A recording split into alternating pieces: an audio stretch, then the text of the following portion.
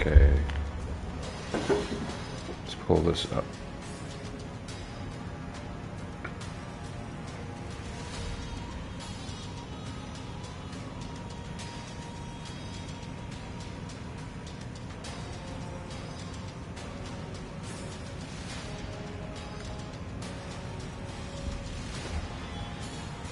All right. Should be good to go. At least I think we are.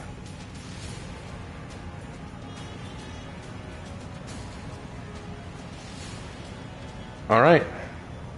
We're good to go. Hello, everybody. Hello, hello. Hope you're all doing well. I am doing better. I am honestly doing better. I'm still not great. I'm still not 100%. Can't say that for sure, but I am better than I was. I needed time. Needed time to just process everything, and yeah. I am doing better than I was. Far better than I was. It's just going to take time. But I did want to come back to try to stream again. I wanted to try to get back into it. And I also want to say this. I deeply regret my behavior the last few days. I understand that I was going through a lot, but that's no excuse. I was overly emotional. I let my ego and my pain and my frustrations and my paranoia rule me. I said things that I shouldn't have said. I insulted people that I shouldn't have insulted. I acted like a fool. I acted like an asshole. There's no ifs, ands, or buts about that. I did. And it is something that I regret. It's something I should never have done. And I need to own up to that. I need to own up to my poor decisions. And I hope that the people who I mistreated will forgive me. So I wanted to just say that. I just wanted to say that I apologize to all of you, my community. I want to apologize to the people who I made upset, them being Havoc, Spooky Wizard, Raptor, all of them. I was more than a fool. I was an ass. I was. But we're moving past it. This is a new chapter, and I've also made a new commitment to myself. I made a little commitment to myself, and Lark is going. Oh no! Are we up against? Oh no! Oh no! Yeah, I might have to pull out of this one. These guys look a little sweaty. We've got a Lawbringer, Aramusha, Gladiator, and Hitakiri. This looks like it could be very ugly. I might not want to stay. I might go to a different one. This one's scary. I'm up against a cringe Hito, a dangerous Lawbro, plus they're clan kids. So I think I'll go elsewhere. I'll pull out of this one and go elsewhere. But as I was saying, so again, I've made a commitment to myself. I am going to make sure that in the future, when I am making a video or streaming or whatever, I make sure that I'm in the right heart attitude. And I remember when I was in preschool, a little bit of Raven lore for you, a little bit of my history. When I was in preschool, something that we were always taught as little kids is being obedient and dutiful is doing what you're told to do when you're told to do it with the right heart attitude. That last part is key. You do everything with the right heart attitude.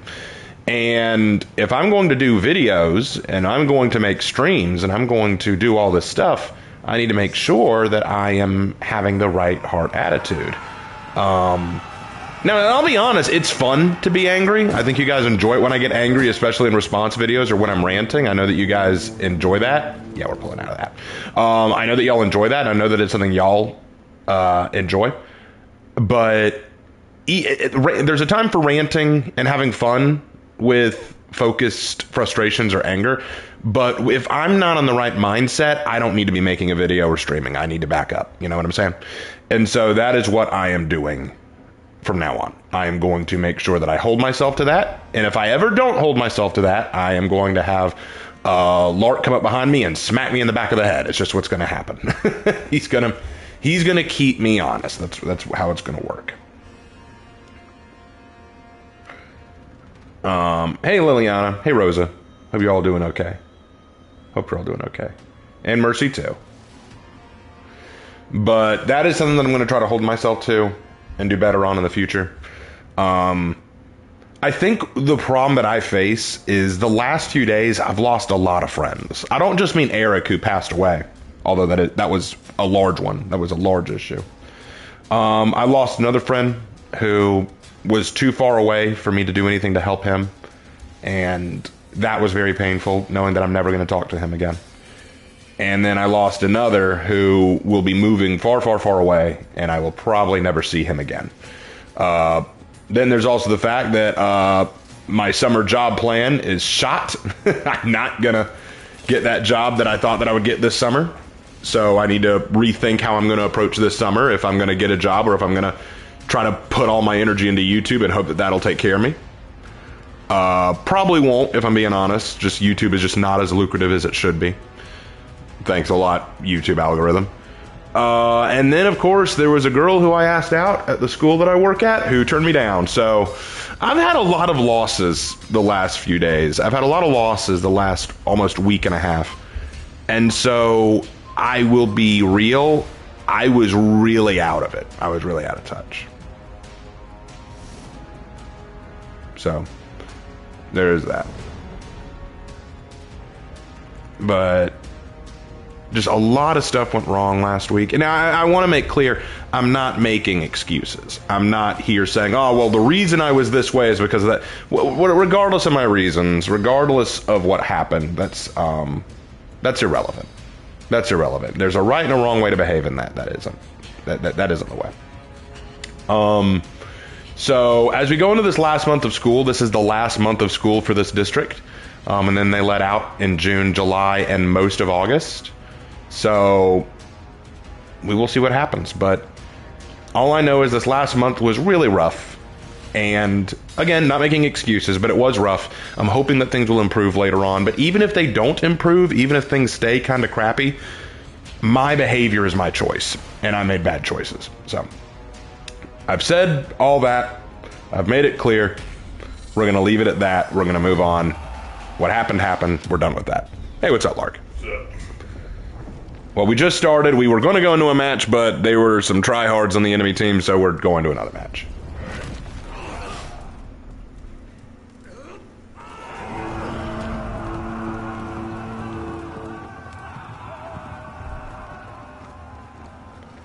Sir Raven, which factions can beat the Drukhari in terms of sadism? You asked this last time. You asked that already. Are you a bot?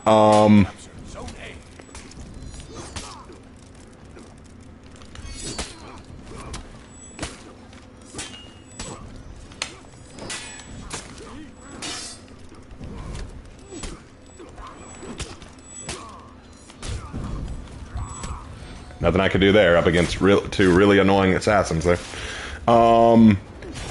Who's your least favorite psyker? I don't have a lot of favorite psychers. And could you do a video on Muriel Sabathia? Well, no, I will not. I will not do a video on her right now. I've got a lot of other videos to make. I'm not making one on her right now. If you want, go look her up. You are more than capable of going to the Lexicanium or the Wiki.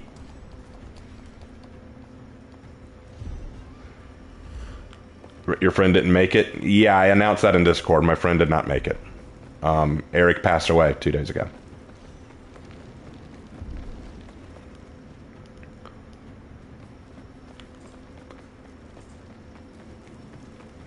It's very unfortunate, very sad, but it is what it is.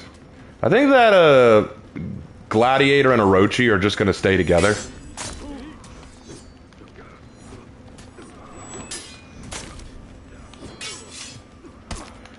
Oh, yeah, it's not a Gladiator. That's a Law Bro.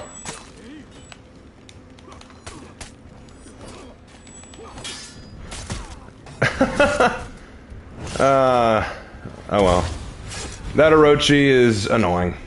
I think he just wants to stick by his buddies, I feel like, but whatever. I'm not in Discord, I'm sorry. You should join the Discord, Mercy. You get a lot of updates that way. Do I think the For Honor heroes are sadists? No. Or do I think they have PTSD? I think many of them probably do have PTSD. I don't think they're sadists.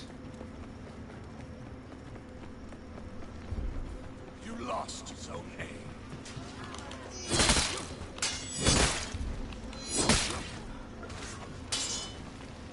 You're going to your cousin's first confirmation tomorrow? Cool. That is awesome, man.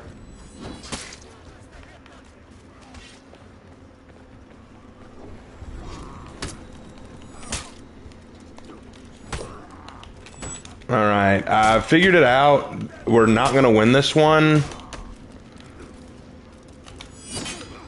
And it's largely because I'm always fighting 2-on-1, and I'm just gonna, I don't care if we win or lose, I just need to stick to a team, because fighting 1-on-2 is awful. But yeah, I'm doing the worst on my team because I keep getting cornered by these fights. It's really annoying.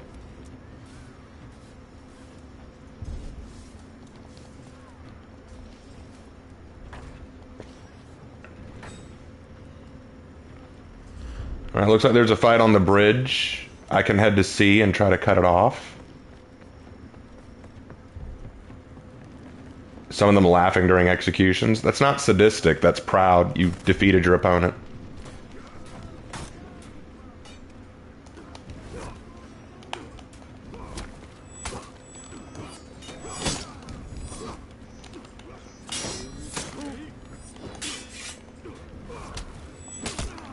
Damn it, I always end up cornered in these 2v1s.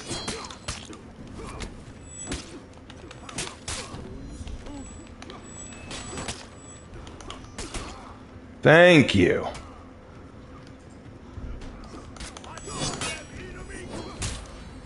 Finally. Little payback.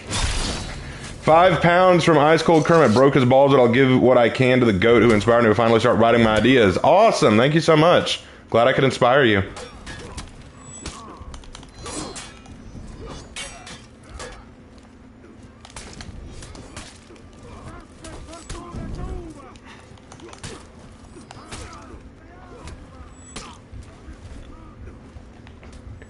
I only got 2 kills at least.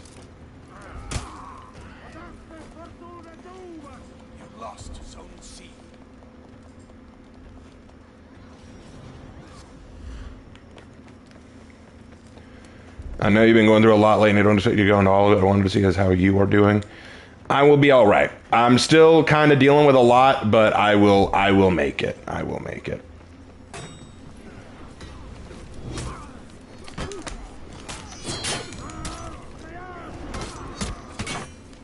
I feel like these assassins are literally just sitting waiting for deflex. I feel like that's what they're doing. They're just kind of baiting out deflex. Really annoying.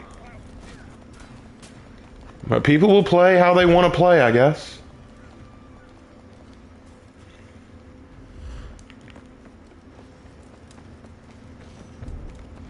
But if they all want to gank in C, they are more than free to. We'll just keep fighting them in C and keep stacking points.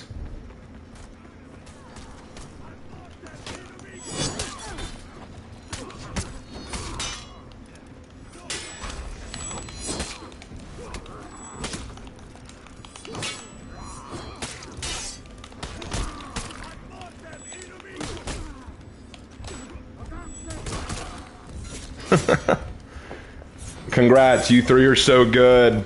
You 3 are so good. Confirm ganking. I'm proud of you.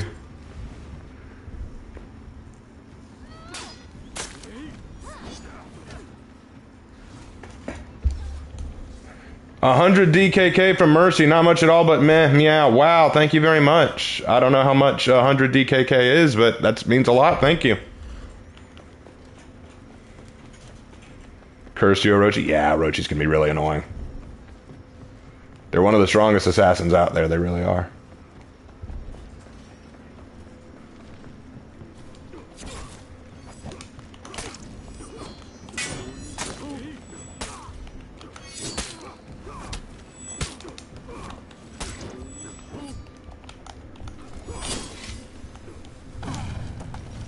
Jesus Christ.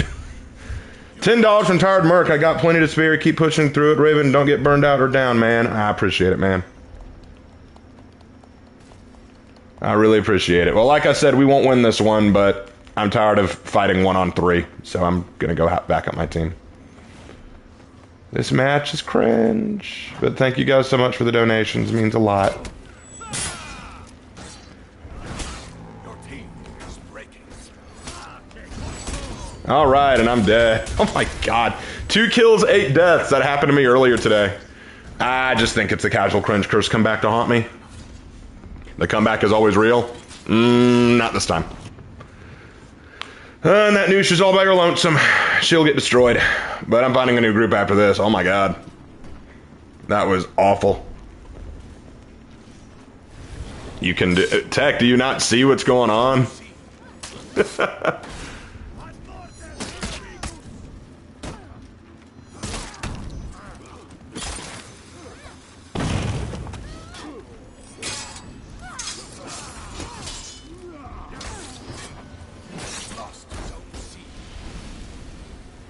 At least they're saying good fight. Which do I think is better, Outback or Longhorn? Longhorn. Longhorn is way better.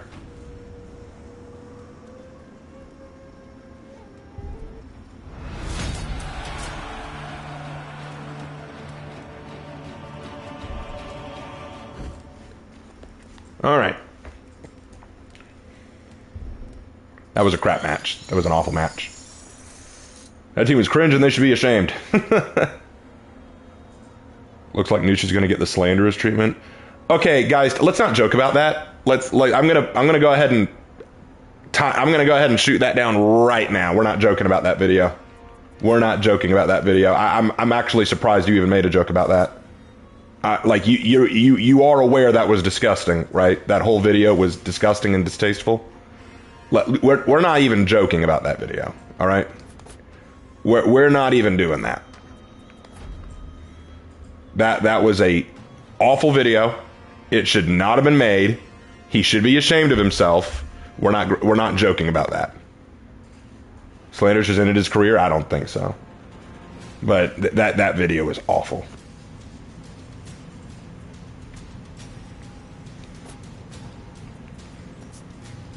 All right, let's see. But yeah, that video, if y'all don't know about the Slanders video, it was abhorrent. Let me just be clear. It was abhorrent. What happened with Slander? Slanders released a video this morning called, about the For Honor rape tier list. Basically, For Honor characters and whether or not they would they would willingly rape someone, like willingly sexual assault someone. And it was, here's the thing. I know that Slanderous tends to lean on some of the edgier content, and, you know, that's whatever. There's an audience for that. But that was unbelievably inappropriate. That was unbelievably inappropriate.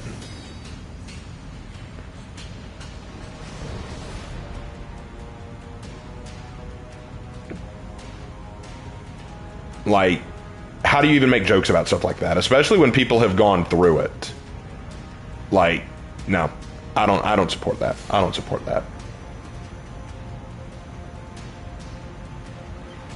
Mercy, Mercy, I literally just said we're not making jokes about that.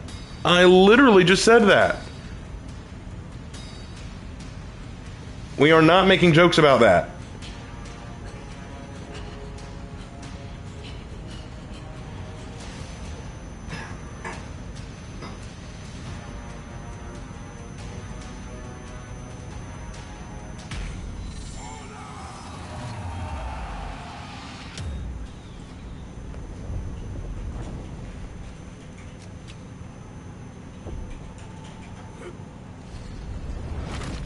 We're just...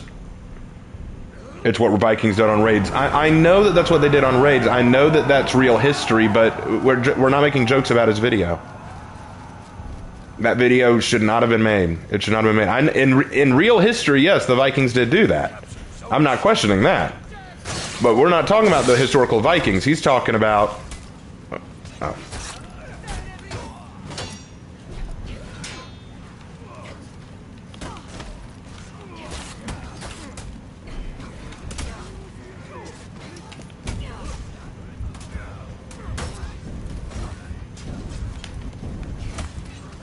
Gokies, man.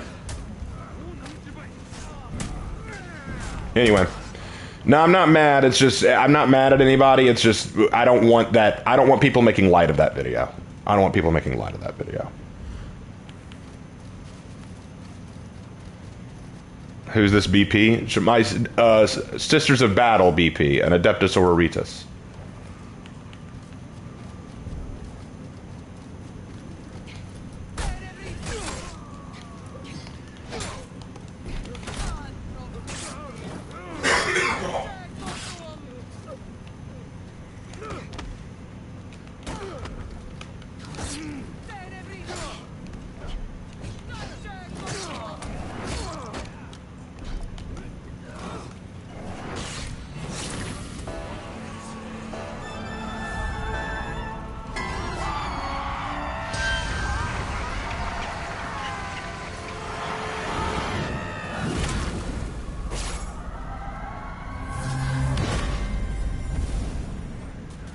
It was very difficult making a Sister of Battle Black Prior, but now I have made three Sisters of Battle builds in For Honor. I've managed to do it when I didn't think it was possible. Speaking of which, thank you all for watching the Sisters of Battle video I put out today. Really proud of that video. I know it will not get a lot of views. I know most people won't care for it, but I'm proud of that video.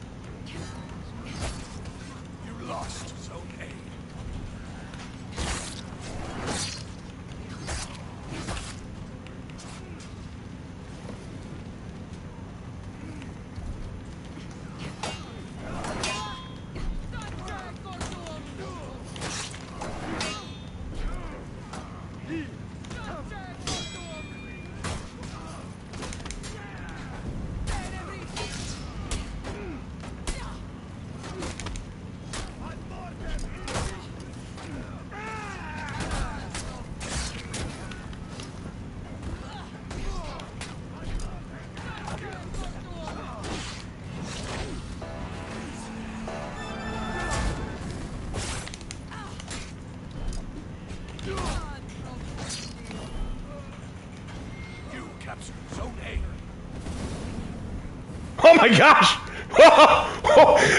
So hey, look, I know my Black Prior looks great, but I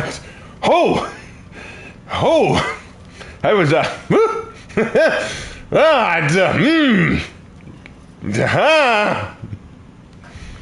was a thing. Hey, buddy.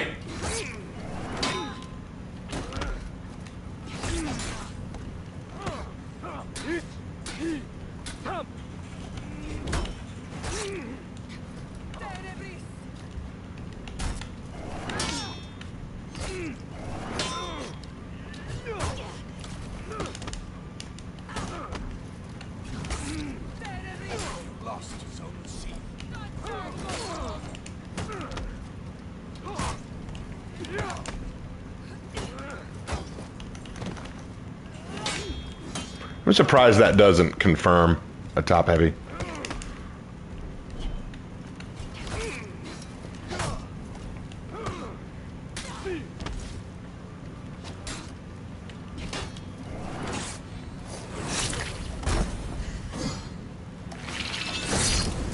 I think that facial expression effect that she has for that is perfect for a Sister of Battle. Just for the God Emperor! Anyway,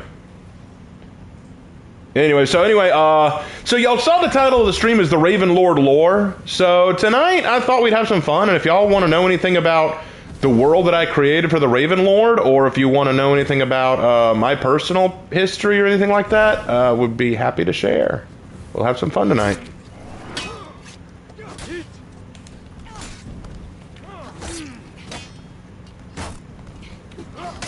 Okay.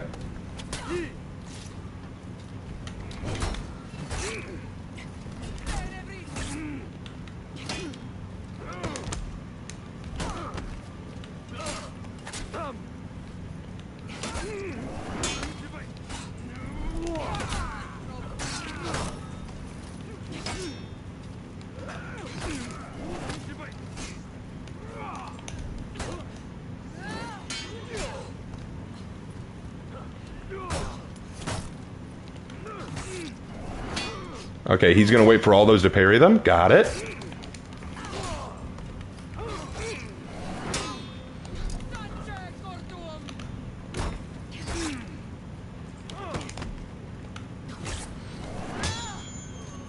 That worked out well. Anyway, sorry, I missed some of your questions. Hey Raven, can you tell us about your Sister of Battle Homebrew Legion? So you're talking about the Order of the Sacred Spear. The Order of the Sacred Spear was originally from the Order of Our Martyred Lady, but took a lot of issue with some of the Order of Our Martyred Lady's decisions in terms of their overall obsession with just willingly killing themselves for seemingly no reason. And hold on. Okay, he knows to parry that, so let's... Crap. I was out of stamina, I was going to bait it.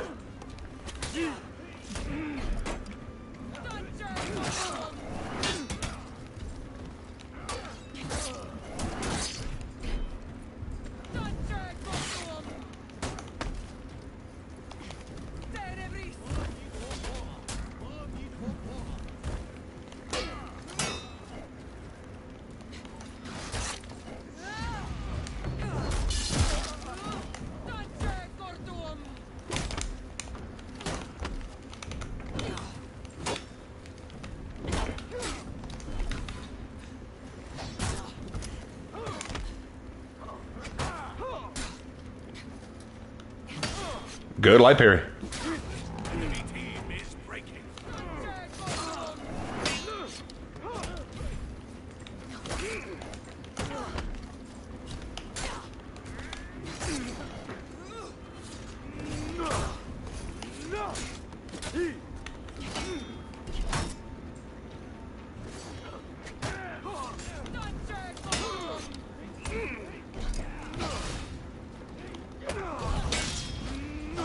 I'm dead. Anyway, sorry. The Order of the Sacred Spear basically broke off from the Order of Our Martyred Lady because the Order of Our Martyred Lady was a little too obsessed with martyrdom. They felt that they were treating martyrdom more of a template rather than were actually something meant to protect people. Like, they felt like the Order of Our Martyred Lady just wants to martyr themselves because they want to emulate Sister Catherine, not because they actually want to die for anything meaningful. To them, it's like, oh, well, we're just going to die. We're going to throw our lives away for something we perceive as better because that's what we think Sister Catherine would do. Not that we actually think that it's what Our Lady would. It's not because it's actually something that the Imperium needs. Victory. And so they broke off from that and started their own order, built around their leader who used a power spear, which they claimed was able to kill a cornate demon. So they are pretty awesome. They're pretty badass. I like the Order of Our Sacred Spear. I've made a couple of sisters within that order, which I think is awesome. The Raven Lord is obviously named Bob. Actually, his real name is Thomas Ravenwood. That is his real name. But no one knows his real name in the world because they all just refer to him as the Raven.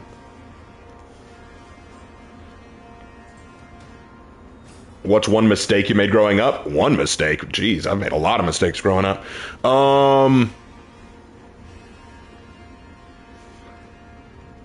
Trying to think. One mistake I made growing up,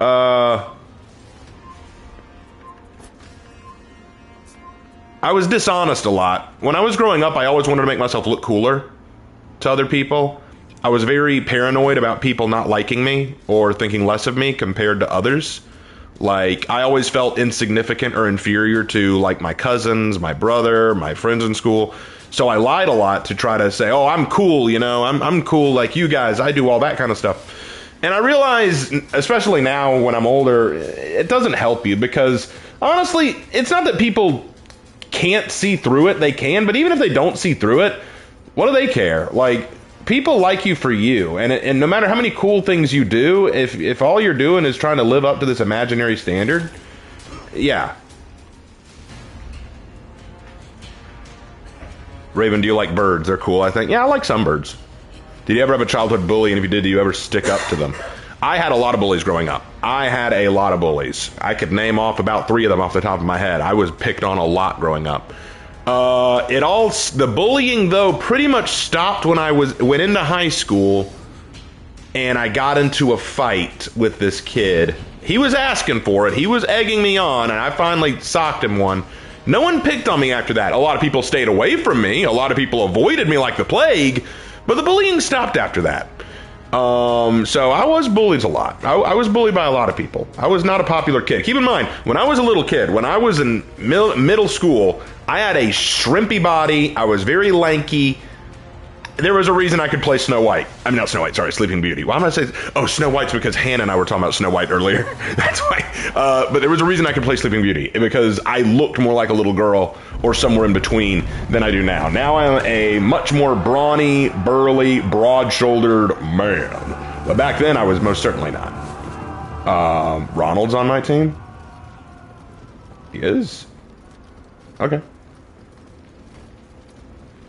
Uh-oh. Here we go.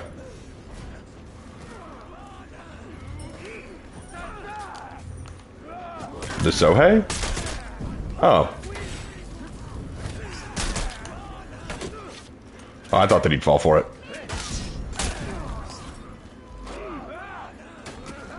Crap. Got him! Let's go.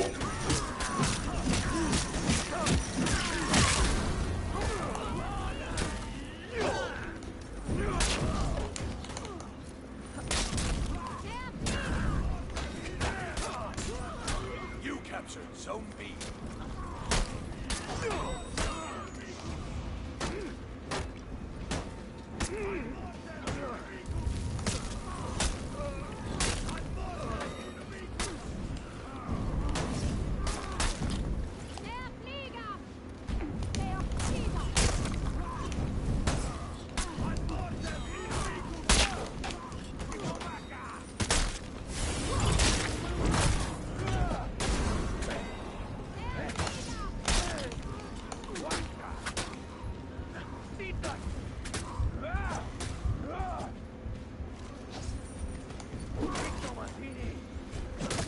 I died. Oh well. Anyway, where was I? What's your opinion on Saint Celestine? Is she a demon of the Emperor's Theory? I think she is likely. I think she was human at one point, but became a warp entity. But I love Saint Celestine. She's one of my favorite characters in all of Warhammer 40k. She is that cool. You lost Zone A.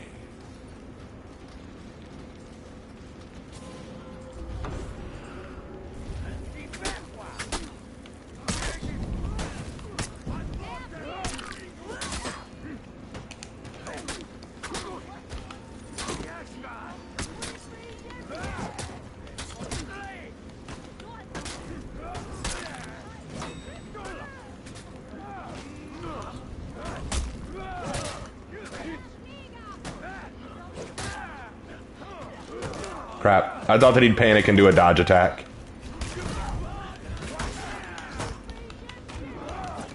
Why did I back dodge? Why did I back up? What? Oh, it's so cringe. That's so cringe.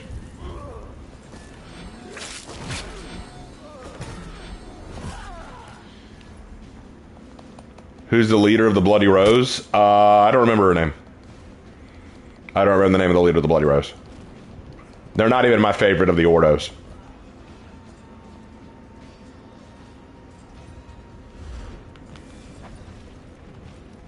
I like the Bloody Rose, but they're not my favorite Ordo.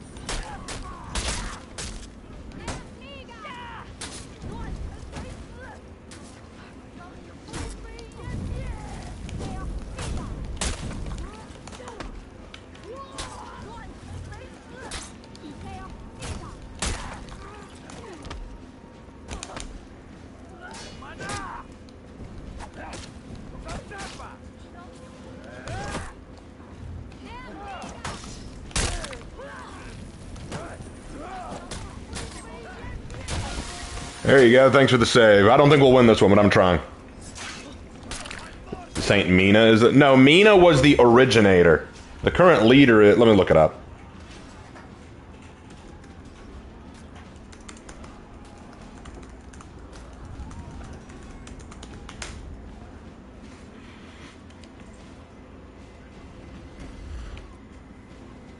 Okay, Order of the Bloody Rose is founded in honor of Saint Mina, Convent Sanctorum.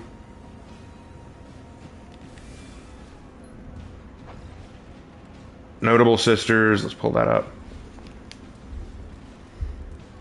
Canoness Saint Aspera. Aspera. Oh no, they're toxic.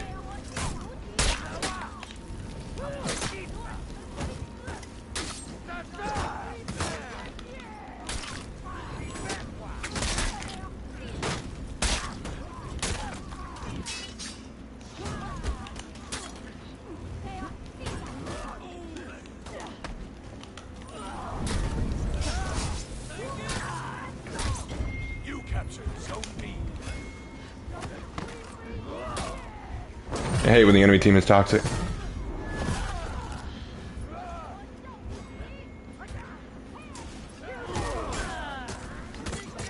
Oh, Illustrator has deceased? Oh, let me take another look.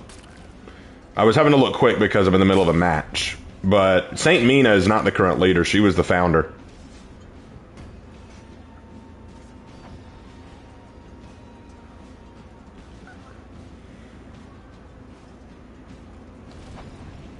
Yeah, I don't know who the current leader is, but it's not Mina.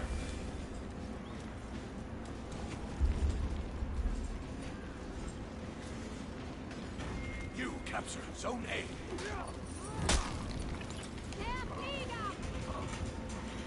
Use your second feet, Sohei.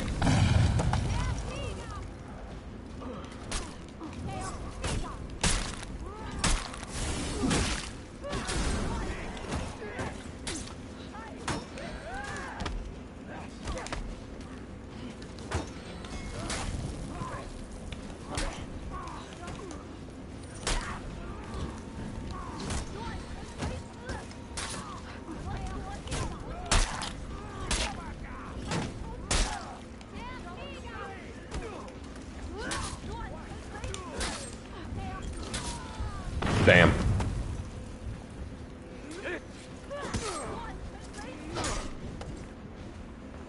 This conch is dangerous. I've only gotten 4 kills.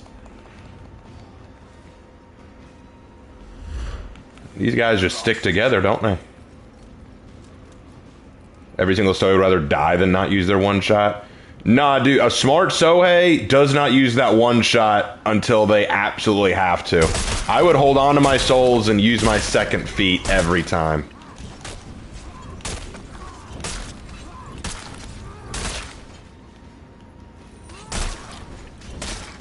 Your team is breaking. Oh, that's gotta suck, bro.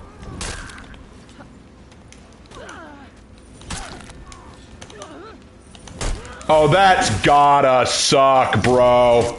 That's gotta suck, bro. Oh, that had to be painful.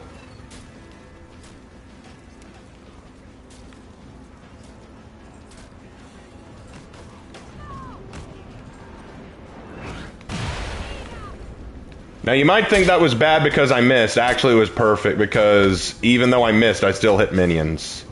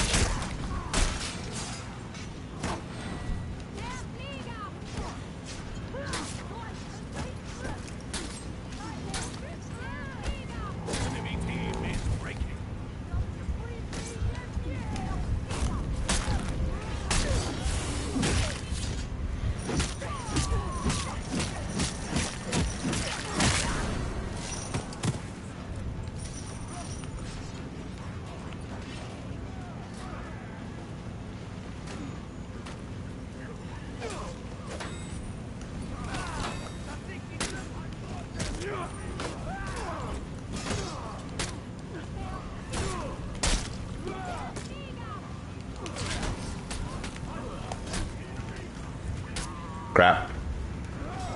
They'll turn this around any second.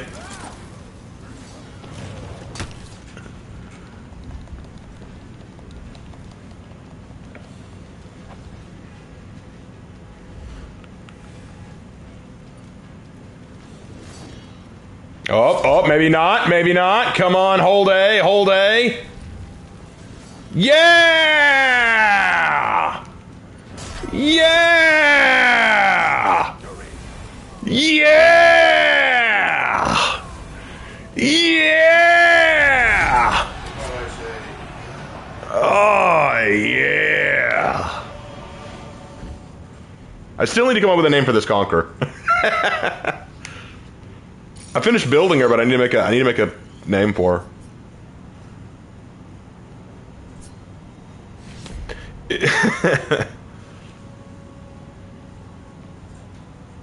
That was excellent. What a good match.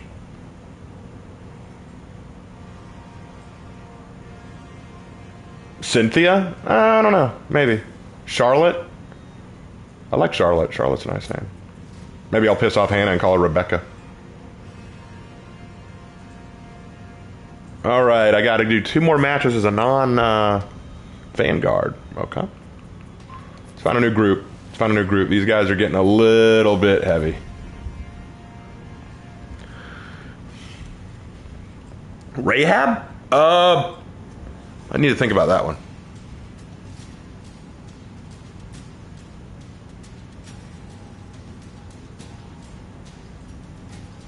Anyway, a little fun fact about the Raven Lord lore. The Raven Lord in his lore has a wife, and she's awesome. Little known fact. Little known fact. He has a wife, and she is awesome. What happened to the For Honor and Glory series? I had to put it on hiatus because, for one thing, it wasn't getting a lot of views at the time I was writing it, and for another, I lost inspiration. I need to get it back. Let's go, Hatu. She's a dragon lady. She is the queen of dragons. The dragon empress, as it were. I have a feeling we're up against clan kids, because there are 2 red faces with X's in the on them, and another's a clown face. What is that name on the... Oh my. That name's a little risque.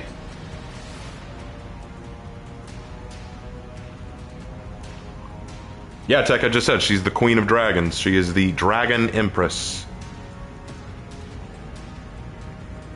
And she is awesome.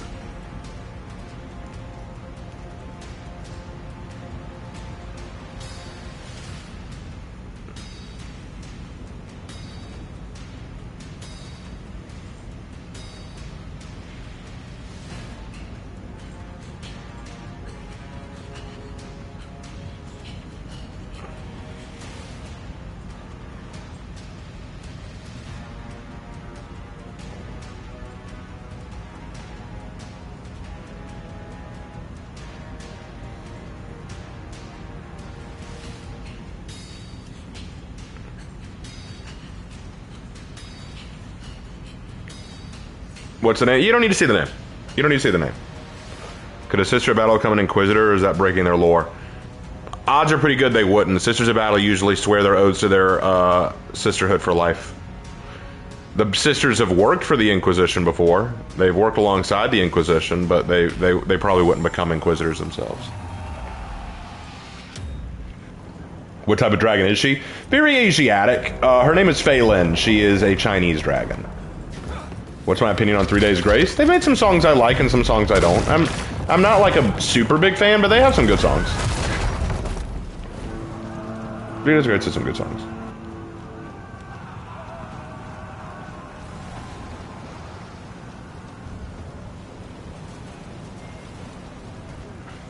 Oh dear.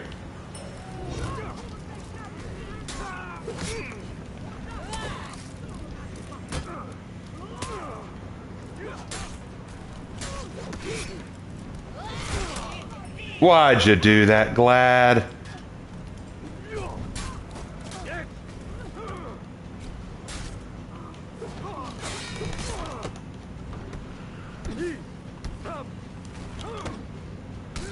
I just gave him those, man. There we go. You captured Zone C.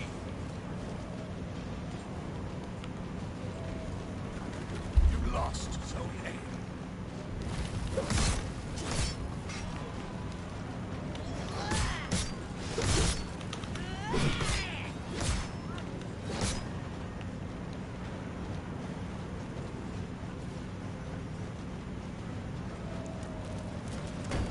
Thank you. They were so eager to gank, they abandoned their zone. Zone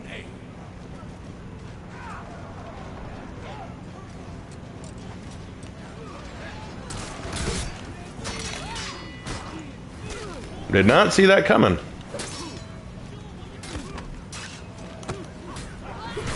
Wall splat.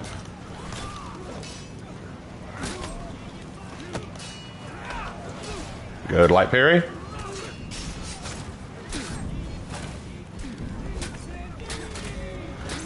Okay, so he's a 3 times the charm kind of guy. Got it. 3 times the charm kind of guy. There are some players who will spam a single attack twice, but then on the 3rd time switch it up. That's what this guy did. So, alright.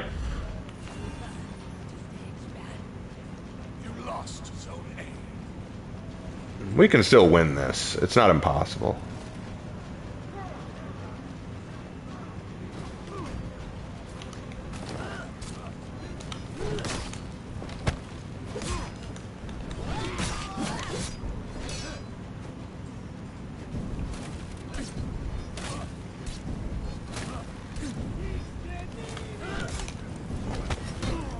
Good move.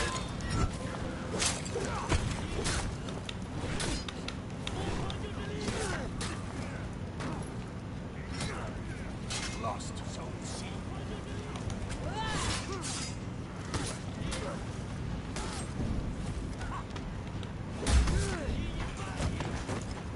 Damn.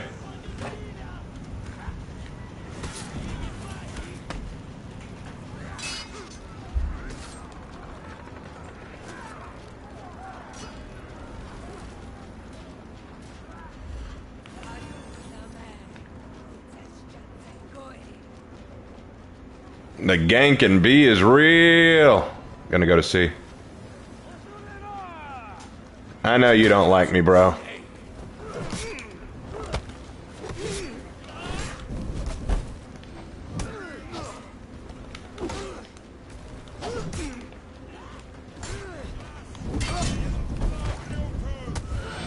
Thanks.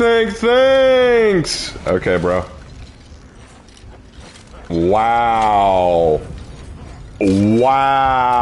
This. What are you even doing, Sohei? That was. First of all, that's a bad emote for emote spam. Second, why did you keep doing it when you knew it didn't look good? Third, are you that salty? Wow, this dude. Okay. All right. You had no part in that win, but all right. We have a thanker and an emote spammer. Yeah, he's a special one.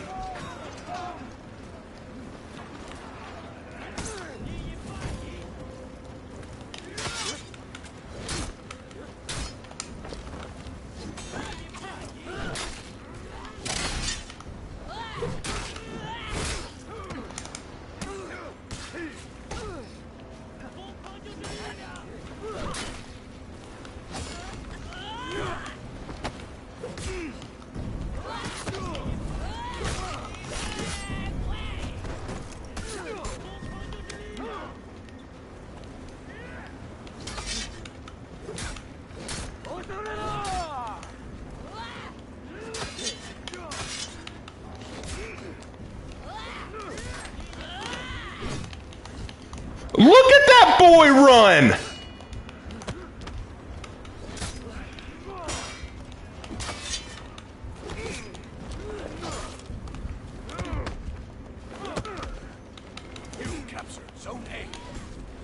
I love that. Dude, thank that. You ran like a bitch. Oh my god, dude.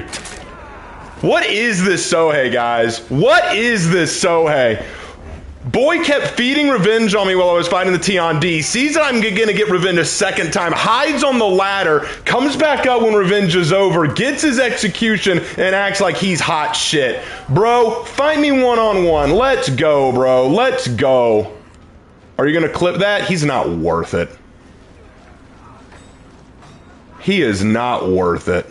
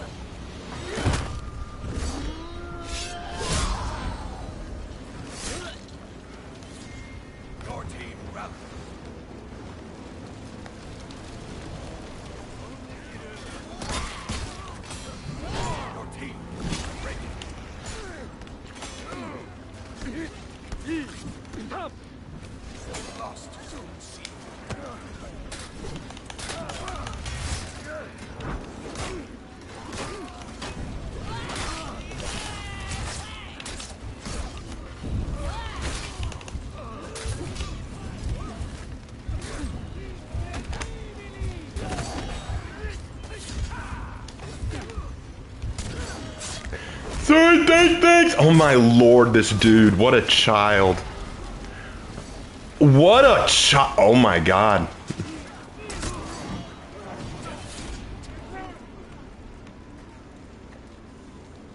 Wow. Just that. Wow. Guys, I wouldn't have believed it if I hadn't seen it, but that was probably the most bitch-made enemy team I've ever seen in my life. Wow. That was pathetic. I'm not even mad at them. That was actually sad. That actually brings a tear to my eye. People like that exist in this world. Oh, that's gross. Oh, that's gross. And they're all gone. Of course they are. Of course they are. They acted like arrogant little punks, got their win, and then ran off. Wow. Cowards right into the endgame lobby. Just, oh my god.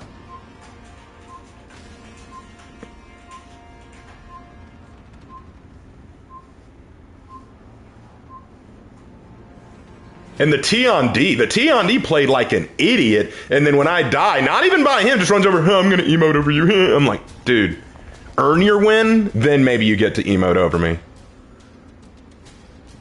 It's one of those moments where the bad players are carried by their team.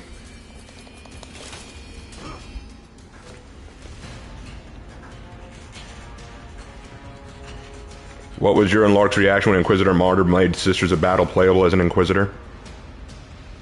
Oh, another piece of information about the Ravenlord lore. Did you know that Lark actually has a character in the lore, but it's not Ravenlord's brother? It's actually Ravenlord's advisor.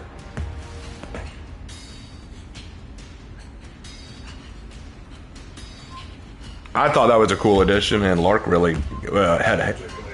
Well, you had a hand in the design, too. Yes, I did. Well, Jay actually made the design. Well, you gave him ideas for it.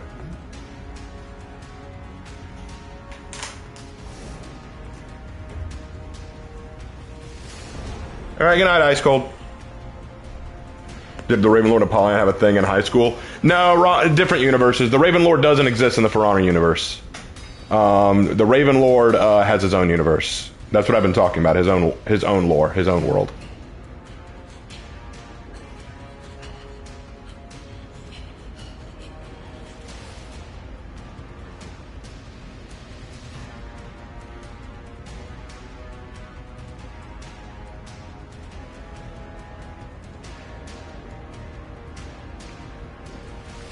What's the world of the Ravenlord like? Oh, Lark and I have spent months plotting out this world. Like it has its creation lore, it has its own deities, it has its rationale and religions, it has countries. It is awesome. All right, let's go.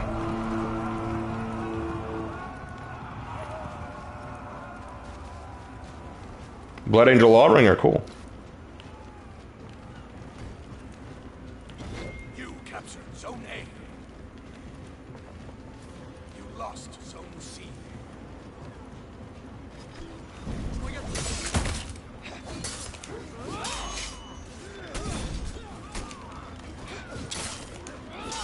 Okay.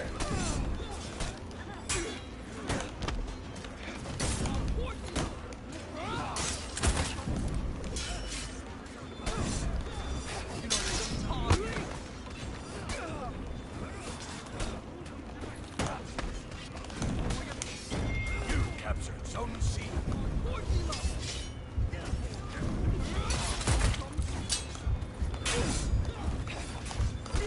Ah, come on. Why'd the railing have to block me?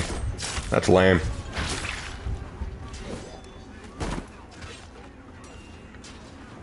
I had him too.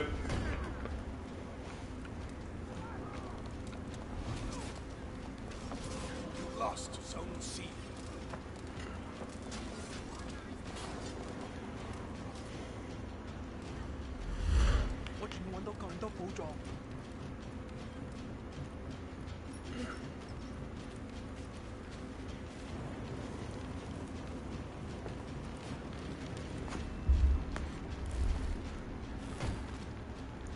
Hold on 1 second, guys. Got a message. 1 second. I get these from time to time.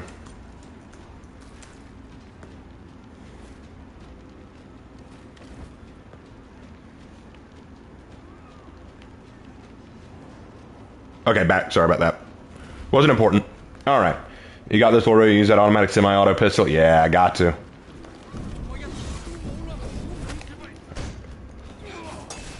Damn. Playing like AIDS tonight. You lost Zone A.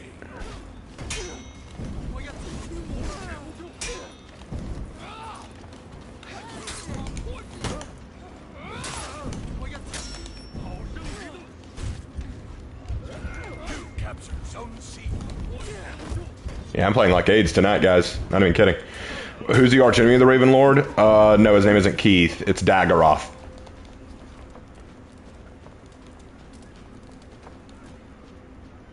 Does this pirate have a name? No, still working on it.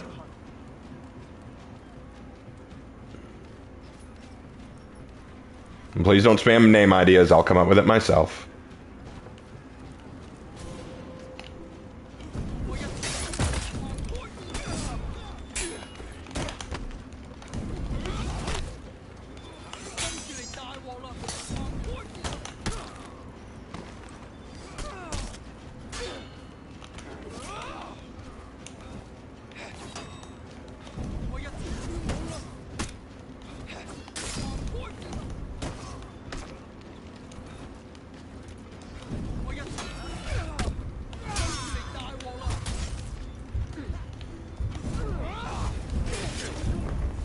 Not a lot I could do there.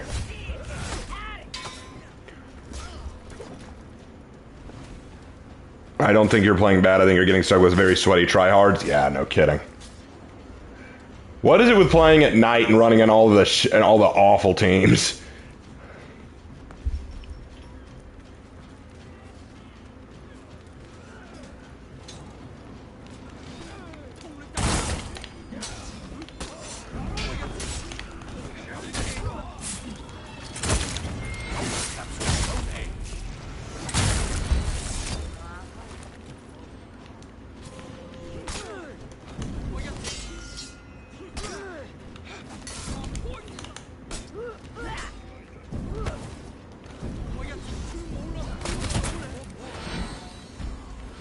Dead.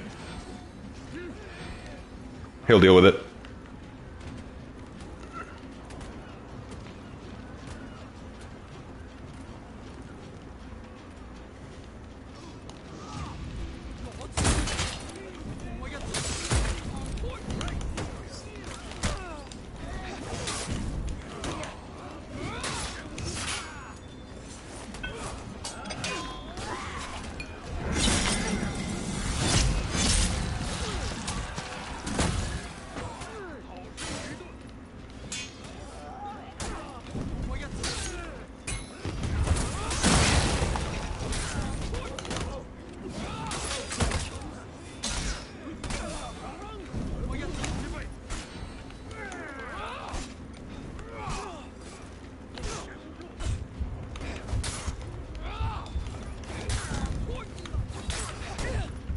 Damn. Wait, how did we lose all of our zones? Where's our team? Oh my god. I don't even know, man. Would you put him in 40k Wrath and Glory tabletop RPG or Starfinder? Put who in?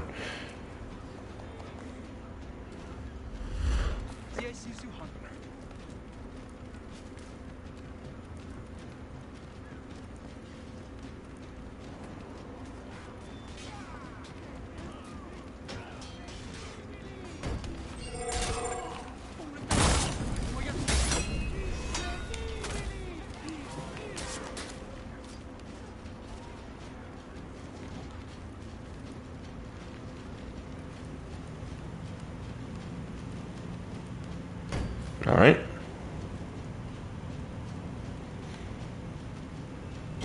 You captured Zone C.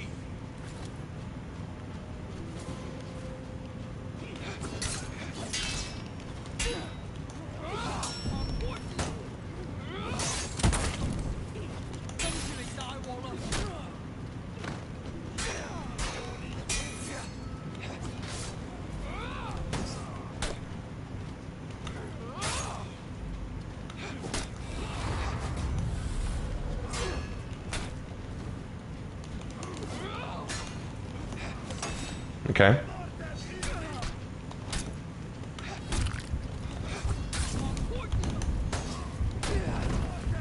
Just bash the character.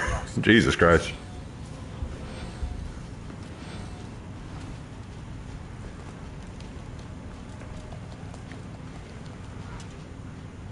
Oh well. Lord knows I tried this match. Lord knows I tried, but just getting all the sweaty tryhard teams tonight.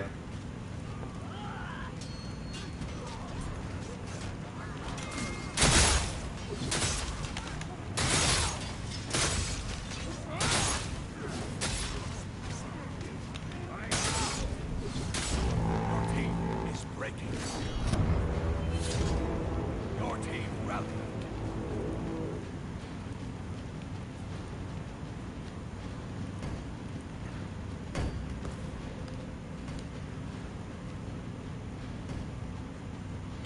You captured Zone C.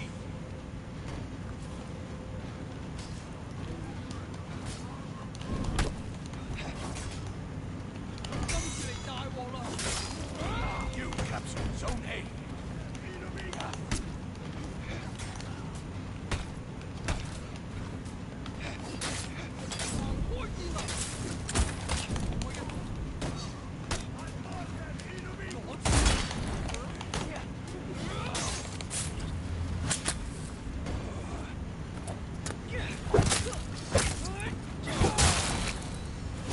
You lost Zone A.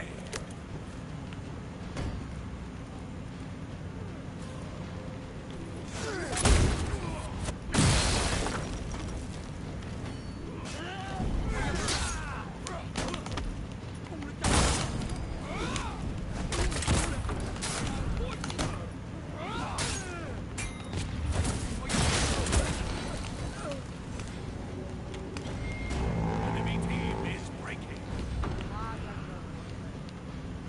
I used up all my feats, but hey, we caught up. We caught up hard. That's what matters.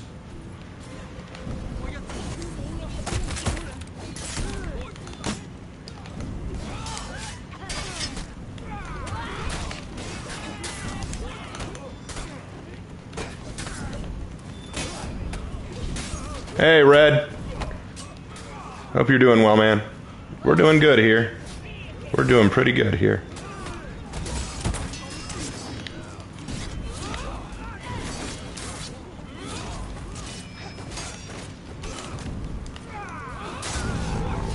Is breaking. Y'all have fun. I'm going to A. Oh dear. He's blocked me off very well.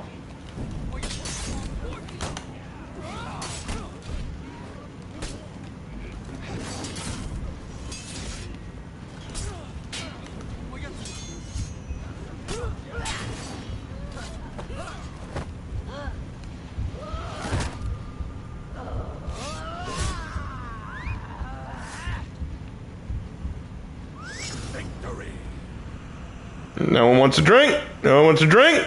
Ah, well.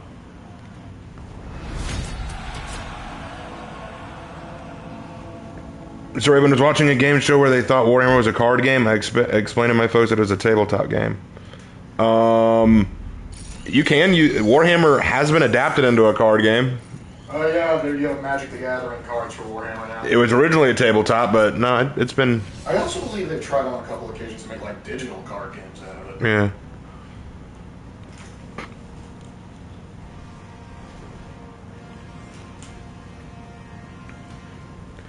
But yeah, Red, we've just been playing some matches tonight, having a good time. Ran into some real cringe people in a previous one, but yeah, we dealt with that. Oh, I'll go ahead and say this now, and I'll repeat it at the end of the stream. Tomorrow we will stream For Honor again, but it will be on Twitch. It will not be on YouTube. Repeat, it will be a Twitch stream tomorrow, and it will not be on YouTube, and it will be earlier than normal because I'm going to be streaming with the likes of Havoc, Spooky Wizard, and Raptor. So there will be a stream tomorrow, but it will be on Twitch. Just as long as y'all know. Alright, my next order is to play as a Vanguard and get a bunch of kills. So, we need to switch to a Vanguard. Who's a Vanguard who could use some love? Warden! Let's go Warden! I love you, Warden. In fact, let's go Mara! The Reaper! No, we're good.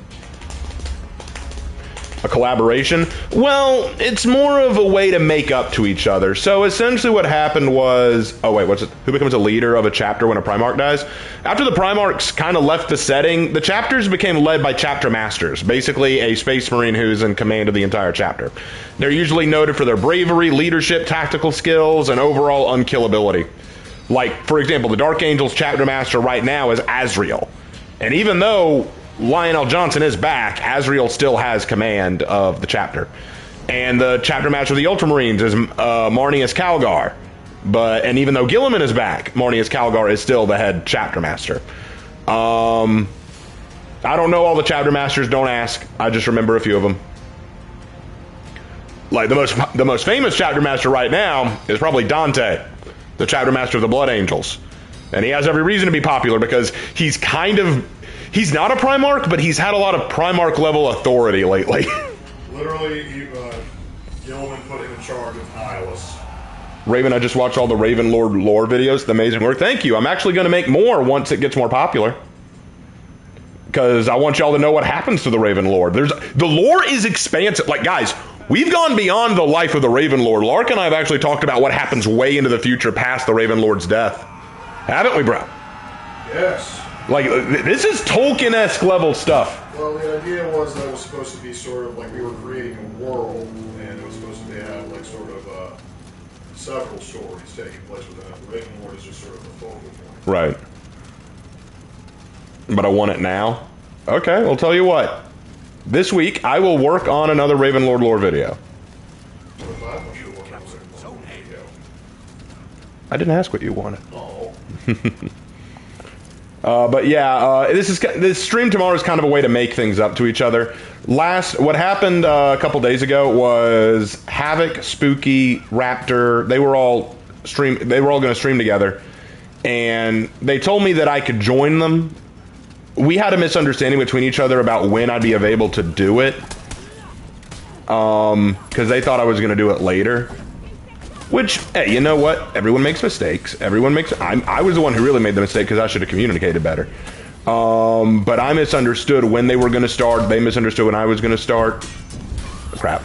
And so that's what led to a lot of the bad behavior from me the other day. Because what happened was, before the stream started, Spooky said that he was going to eat, and then he was going to start the stream.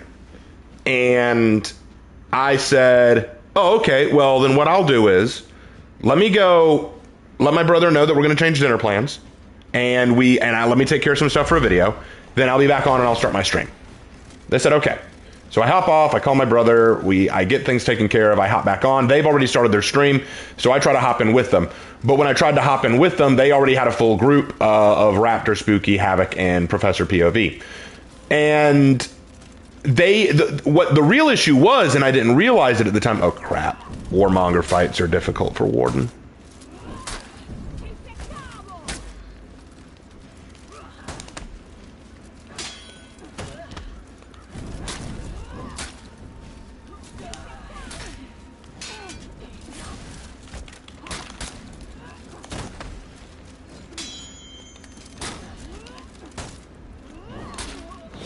Behold the Reaper. Damn it.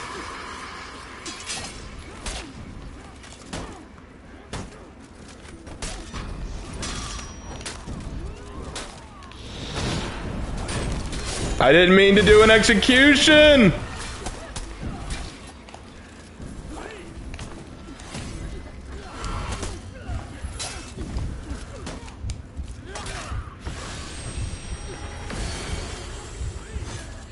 That sucks. $10 from Tech Girl. My B-Day is on Monday, so may I get some B-Day wishes from Ravenlord and his advisor, Lark? Yeah, happy birthday. Happy birthday, Monday, you said? That's awesome. I will probably be doing my reading stream Monday, though, so that'll be what'll happen there.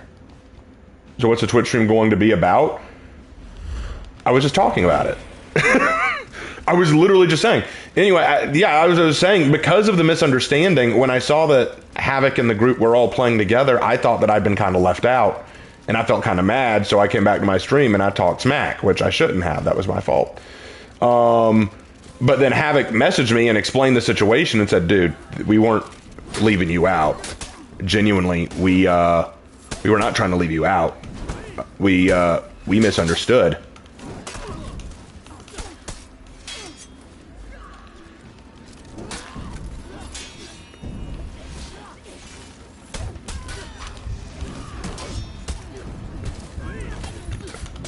Jesus, I can't do anything. They've shoved me in a corner. Wow.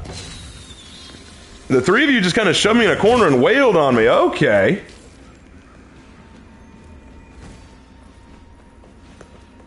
That was crazy. Oh, wait, I just got a message on PlayStation. What? Hold on. Hold on, guys. I might need to pull out of this so I can check my messages, because I've been getting a few.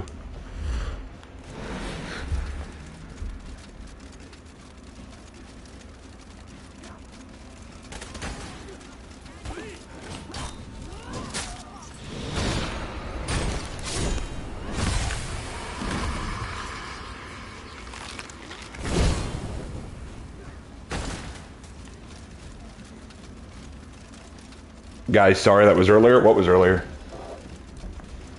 I don't know what you're talking about. I'm very confused right now. All right, Val, you want to fight me fair and square?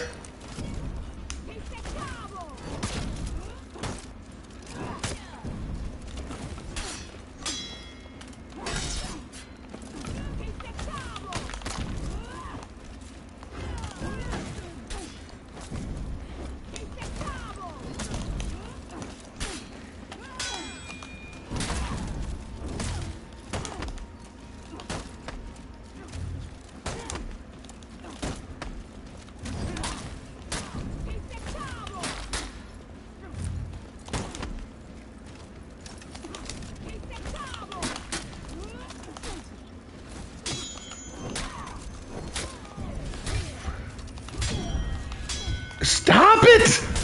God, leave me alone! I had him!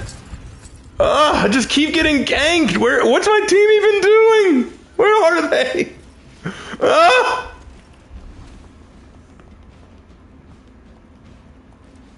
My question I asked is when you were talking about the upcoming stream and got interrupted. Oh, yeah, so... Yeah, in the next stream, I'm just playing with Havoc, Raptor, and Spooky because I didn't get to earlier. And I think they're just like, hey, you know what? You'll have another chance to play with us this Sunday if you want. And I said, sure. I'd love to. I'd love to make up for my bad behavior and actually join you guys. You captured Zone C. Man, it is a three-way gank with you guys. Let me guess. It's Conk, Valk, and Shinobi, right? No, Warmonger. My fault.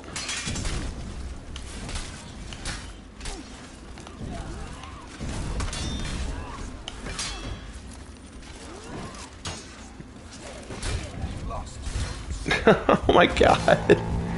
What? I don't get to come back? Are you serious? Ah, oh, come on, game. Well, while I'm dead, I might as well go get the charger from my tablet because it's dead. That is so cringe. That is so cringe.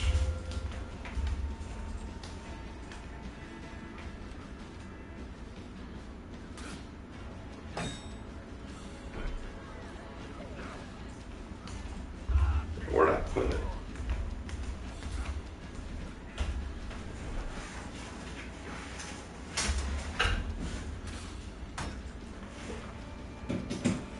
Honestly, I feel good about the way I fought in this match. I feel really good about it because I did well. I was holding my own. They had to team up to beat me.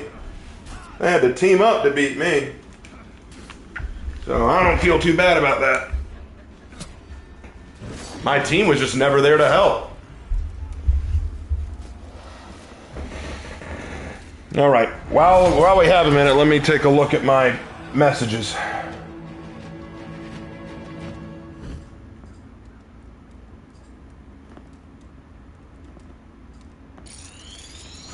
Hold on.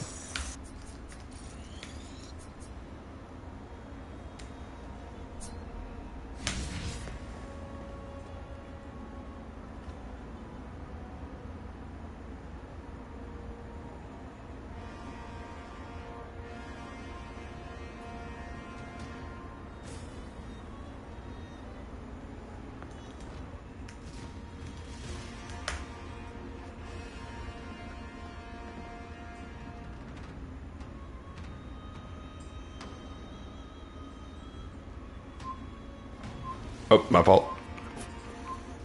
Yeah, we got time for another Dominion, then we need to move on.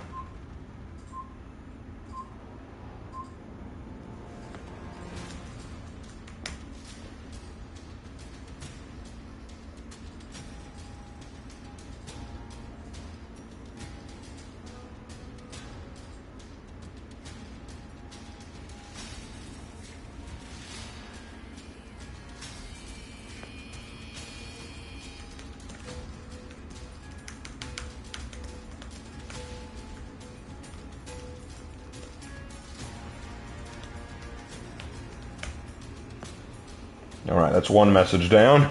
We got a ton of them. All right, let's see. Let's go Raider. I haven't gone Raider in a hot minute.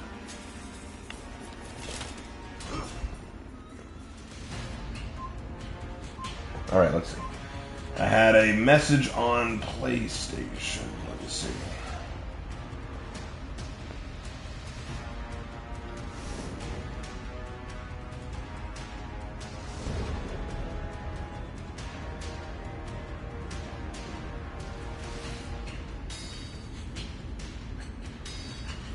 All right, here we go, pulling it up. Sorry, I've just taken a minute because I've got all these messages that have been coming in and I haven't had a chance to read them.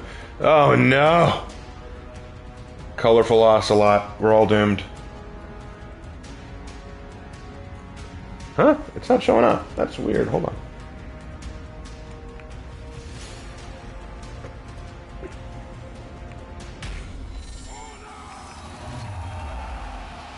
There it is.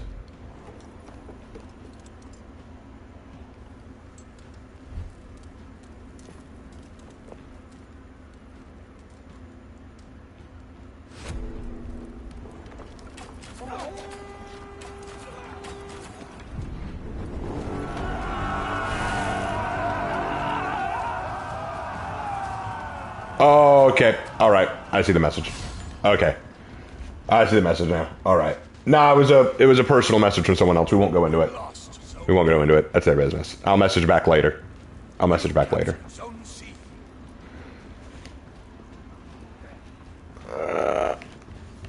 I hate this map. I know it's not a bad map, but I'm just not a fan of it.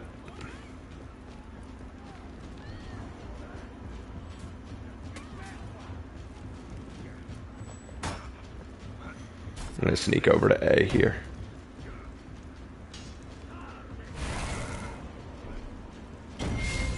capture Zone A.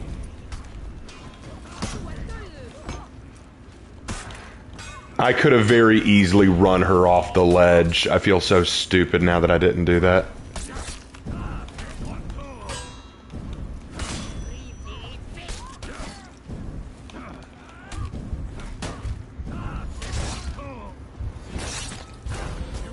I don't have high hopes for us on this match either. I might just pull out of this one. I don't know, guys.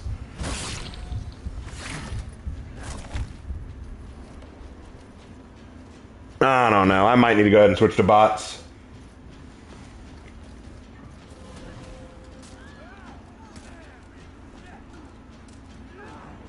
You got Hito on your team. It balances out.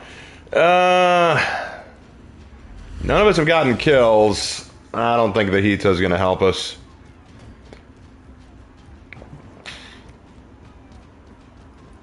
I think we're cooked.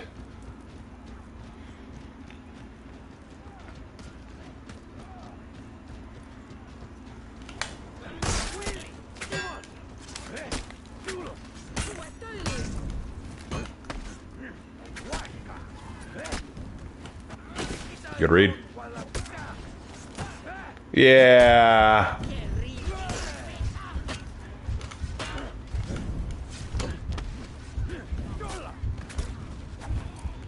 Yeah, I'm probably going to pull out of this one, guys. I'm not feeling it.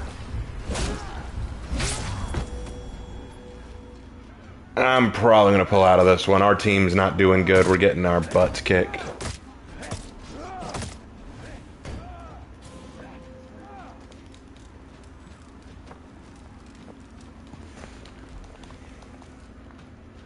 Plus, I'm playing pretty bad tonight, I'll be honest. I've been on pretty decent teams, but I'm playing pretty bad.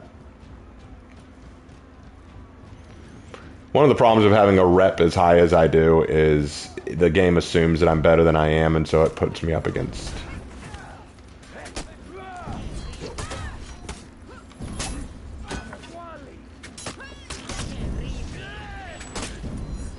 Damn, I couldn't pay you to fall for my bait earlier.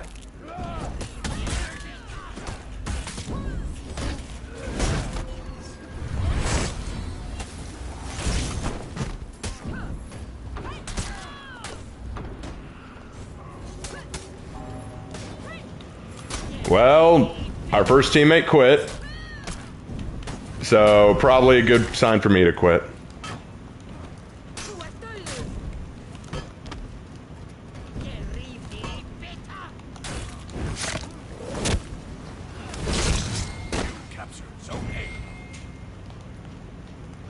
Oh, and it was the Orochi that quit. Oh, shit.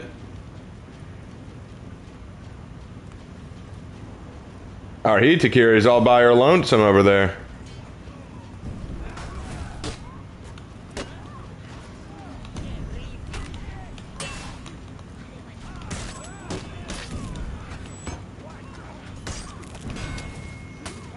All right, Orochi, you want to feed that revenge? You go right ahead and feed that revenge.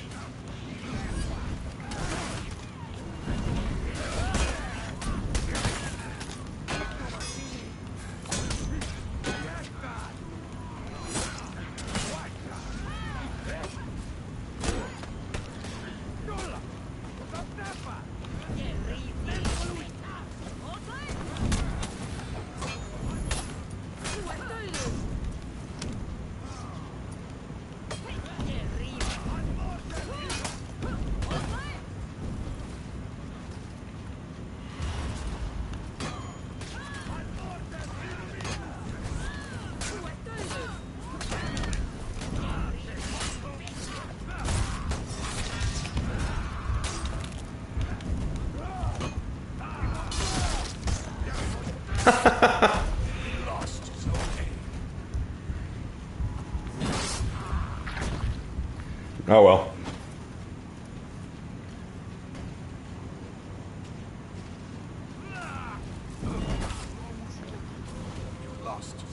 Yeah, we've lost this one, guys. Not even close. It's not even close. Gotta love BP Funbreaker. Literally, BP Funbreaker needs to be edited. Like that. I know that they fixed it.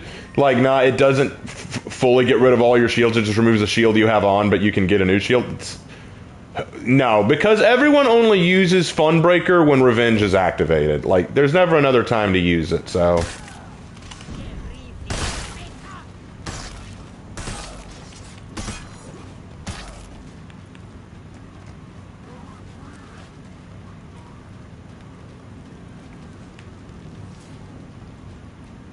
No, what I think it should do, what Oathbreaker should do, it should cancel Revenge, but you can get it back. You capture Zone A.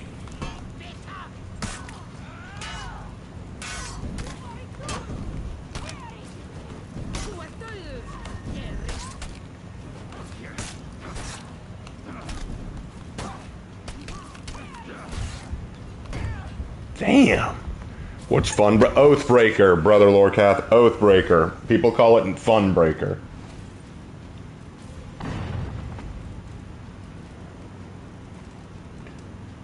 Oh my gosh! Now Arhito quit. If the third one quits, I quit too. If the Shinobi quits, I quit too. Oh.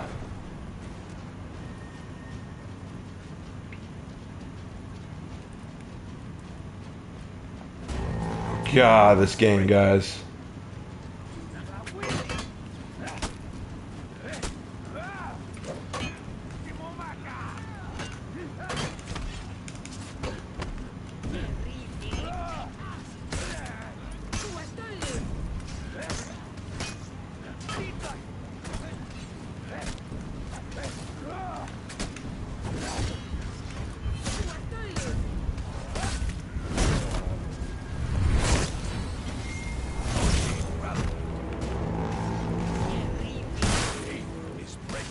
Oh no, they're thankers too! Oh, you poor bastard!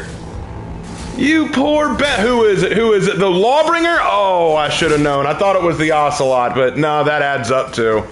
Oh, you poor, sad little creatures. I pity every one of you. They're all thankers. It's so cute, guys.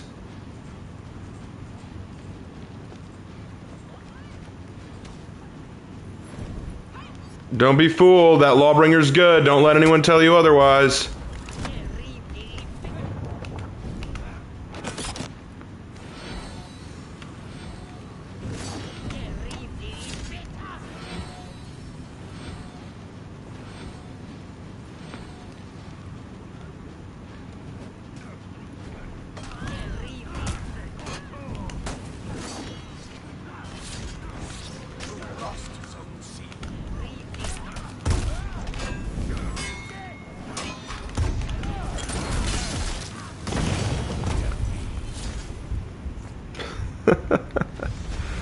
And he's emote spamming! Oh, please, inform me further that you have no love in your life. Jesus.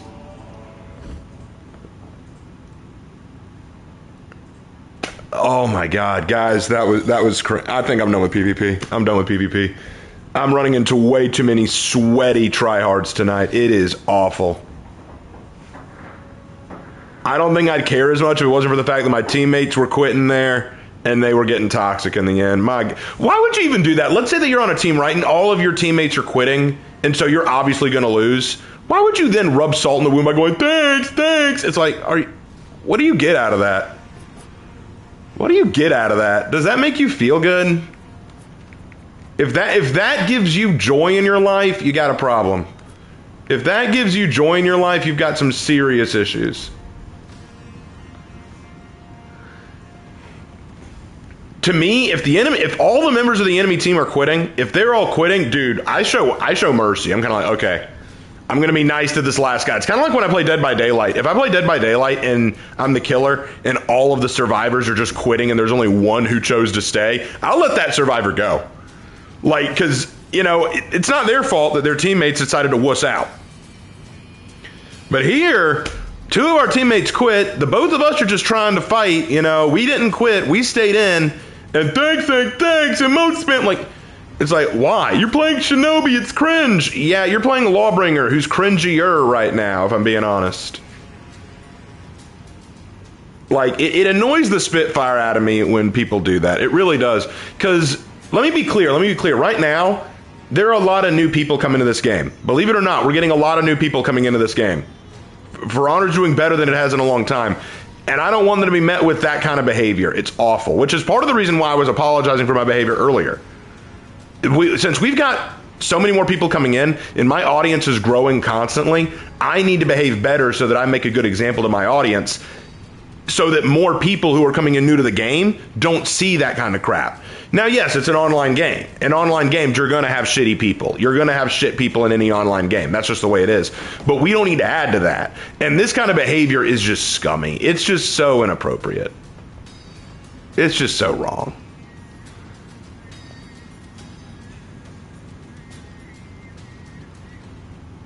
What's your Twitch name? Raven Knight _YT.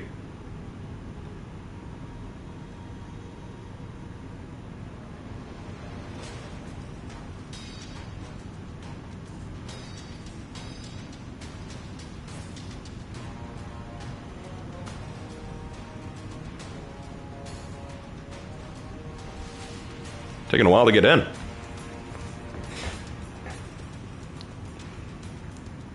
Why are so many new people joining? The game is honestly doing a lot better now. The game is a lot better. It's got a little bit more good advertisement. People are talking about it again. So people are wanting to come to it.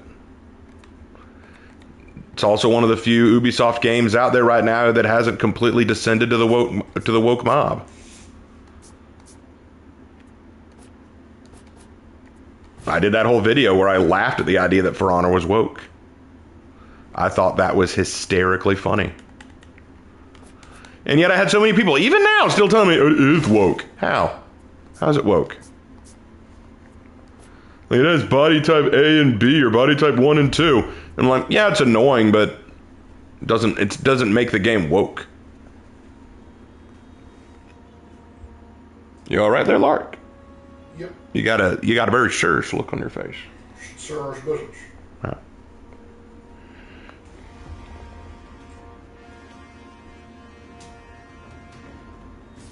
All right, we're in. Let's go. Oh no, I got a new Chiha on the team. We'll deal with it. Let me guess. He's gonna play Shinobi or Orochi. Shinobi or Orochi or Kyoshin. Shinobi, Orochi, or Kyoshin. Calling it. He's gonna play Shinobi, Orochi, or Kyoshin. Calling it.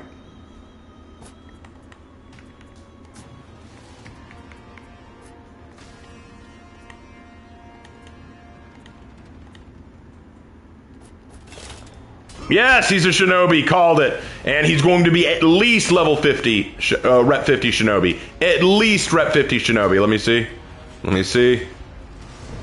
Let me see that Shinobi. Let me see it. 15! He's only a rep 15 Shinobi! He's a baby weeb. Oh no, he's only a minor weeb. I'm joking. I'm joking. I'm joking. Well, you're not, Lark. You never joke. You're a man of very serious business. Sure. The southern accent is the best. Well, I can talk with that southern accent if I really want to, but, you know, I try not to sound too cringe for you guys. It's actually interesting. There was actually like one magazine somewhere a few years back that said the southern accent was the most attractive American accent. Really? Yeah. I could believe that. I think it's certainly one of the more distinctive ones. Mm-hmm. Because the Midwest is nothing against it, but it's very basic. Yep. And then you have New York and New Jersey, New York and New Jersey. which I would consider more. And then you got the Minnesota. Minnesota. Oh, I get it.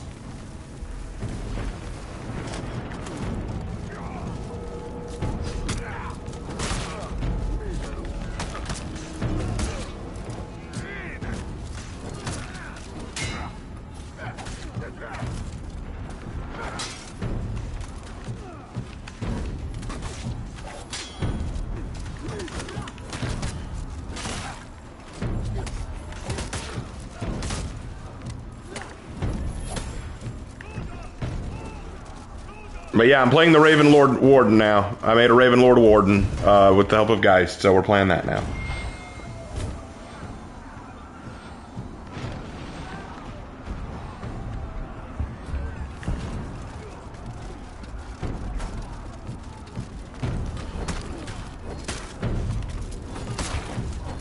There we go.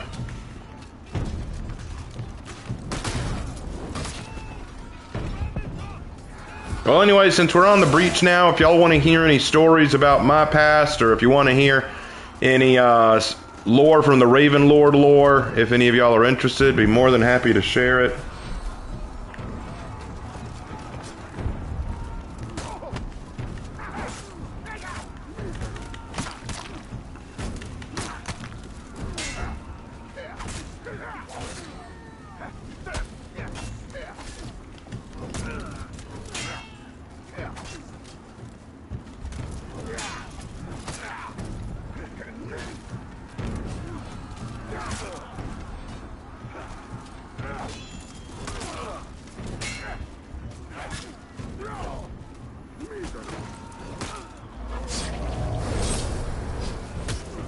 What was the inspiration for the Raven Lord?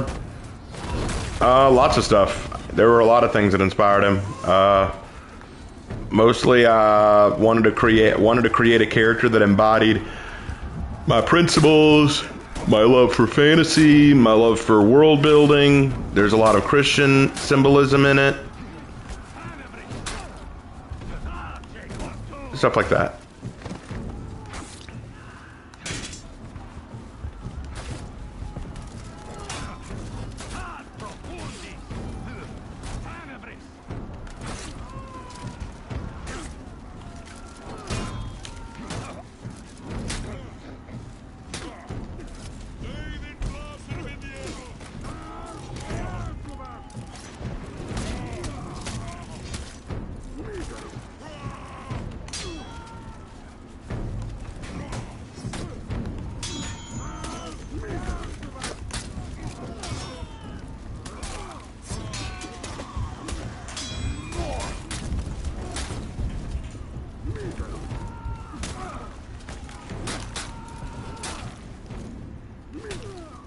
Ow. Anyway. Will Hannah or Jay draw gods and demons of the Raven Lord world? They've both drawn the Raven Lord. Jay has drawn Lark and Raven. Hannah has drawn the Raven Lord and his wife, Phelan. I don't think they've drawn any other characters from the Raven Lord lore. I don't know if they want to. I like to hear stories of the Raven Lord. Would love to share more.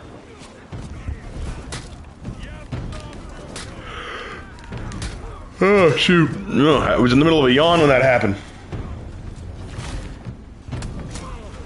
Making any more character faction videos in For Honor? Love those videos. I might do that.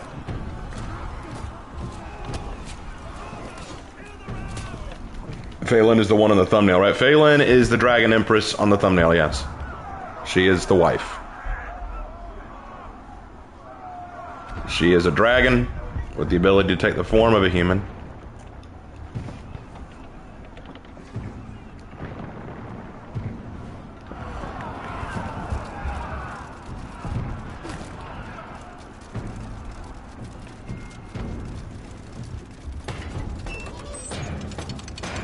Got a name for your Nobu? Which one?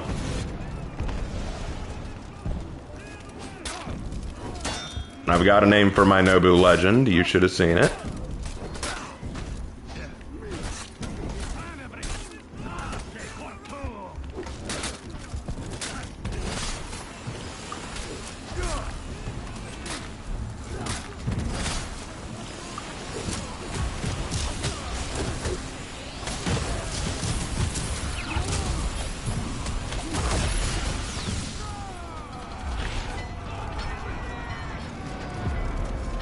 We're rocking it, guys.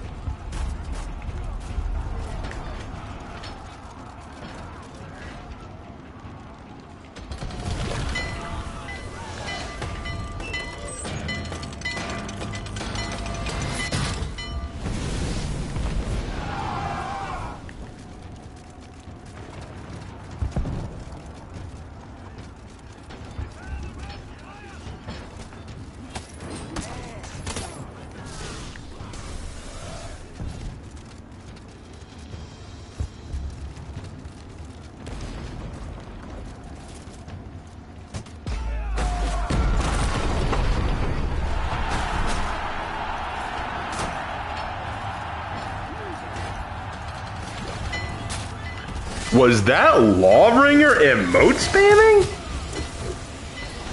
It's official. Lawbringers are now the more toxic character. I'm sorry, Shinobi and Orochi, you've been outplayed.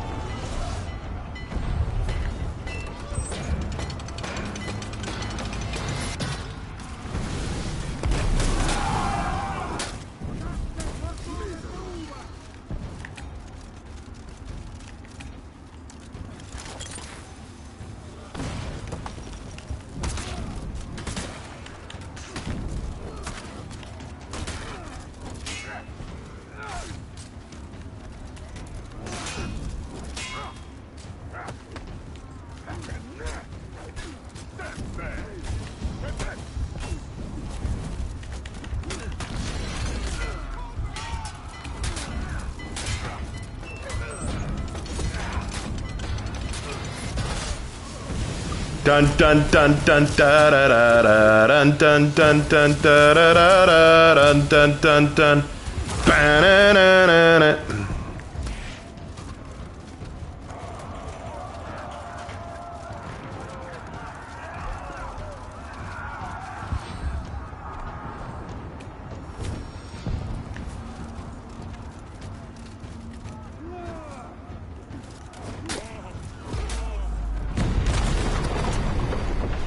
Okay.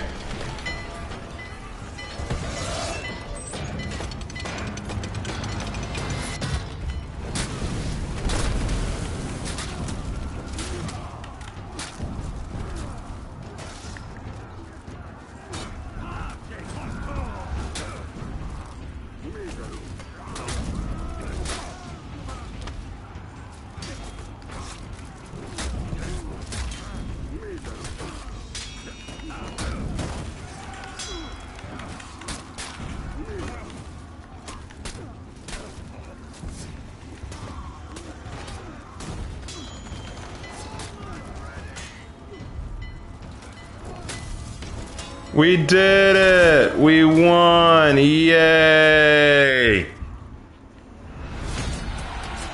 Gan Gajitaze. Was that a level 3 Medjay? Yes, it was. They were all bot 3s. Raven, could you give a little sneak peek at the Raven Lord's future? Well, the last time I made a Raven Lord video, I explained how the Raven Lord's world came to be.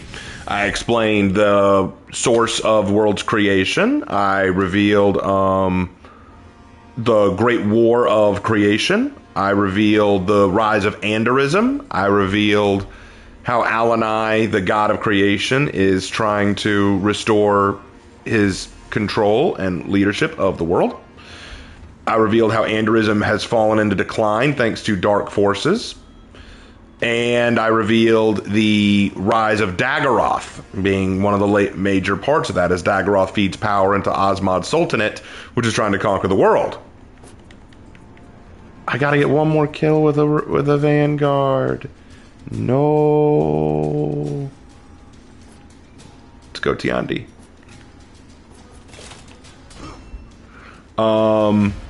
And then I also revealed how the Raven Lord has been chosen to be the one who fights Daggeroth, and how he's been blessed with special abilities, one of which being the Yatagara's Eye. After Raven Lord retakes his home province, he will begin expanding and taking control of various other provinces around him in the hopes of rebuilding Tigeria. He will recruit new warriors and leaders, one of which being the Lark, which is his chief advisor and alchemist. Think like a Merlin to King Arthur in a sort of sense. After that, he will learn about the Osmod Sultanate making a move on Tigeria.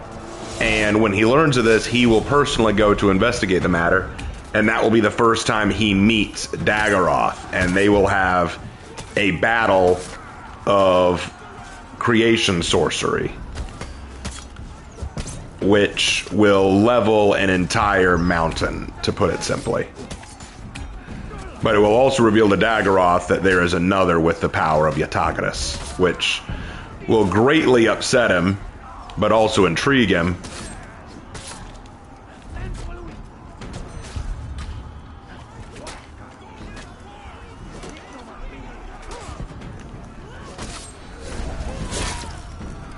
There we go. And so the rivalry between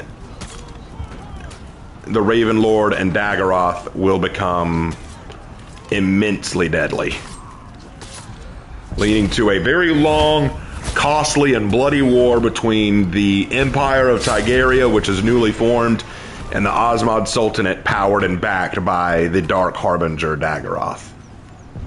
Both of which have access to the powerful Yatagoras Eye, which makes them both the most powerful sorcerers in the world.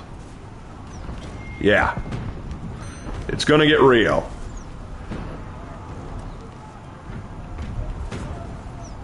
Daggeroth will think that he can finally defeat the Raven by truly opening the Ethereum and calling forth its denizens. The Raven will have to stop him at every turn.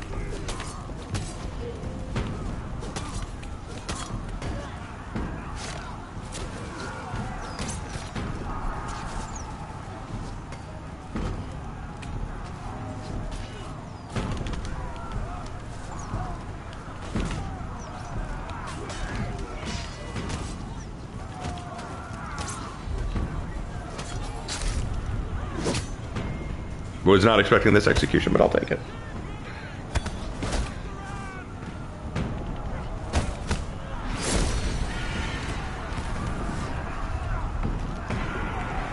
Out of all the male, female Genderlock heroes, who would you see dating each other? I already made a video on that. For Honor Couples, I already made that video. Look it up.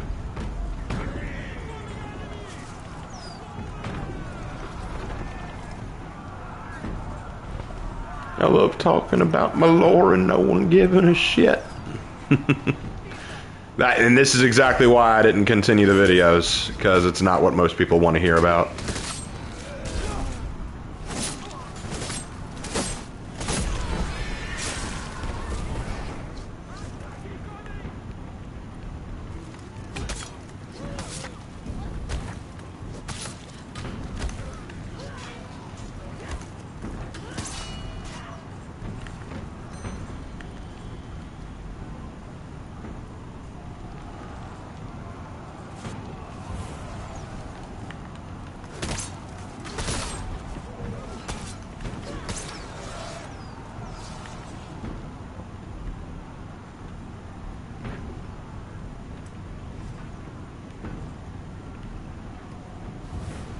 Yep. All right. Well, it was cool to get to remember, but it was cool to remember it. Lark, it's a shame. It truly is. All the work we put into that. I still think about it. I still want to add more to it, but we just won't be publishing any of it. Alright, on to the actual things people care about. In the couples video, you mentioned that you shipped Aramusha and Pyre. Will you make a legend based off of that? Probably not. How are you liking Oblivion Remaster? Lark, how are you liking Oblivion Remaster? I'm loving it. If I wasn't editing a video right now, I'd be playing it. I literally commented my feelings after hearing that lore. Name the others, warrior. I cannot make videos and content based on one person's interest. I'm talking about the heroes you didn't cover. Could have been more specific on that, okay, but yeah, I don't know. I would need to think about it. It's not something I think about all the time. I don't mean that to sound mean, by the way, warrior. It's just a matter of, I understand you like it, but no one else is interested, so it's just not worth going long into.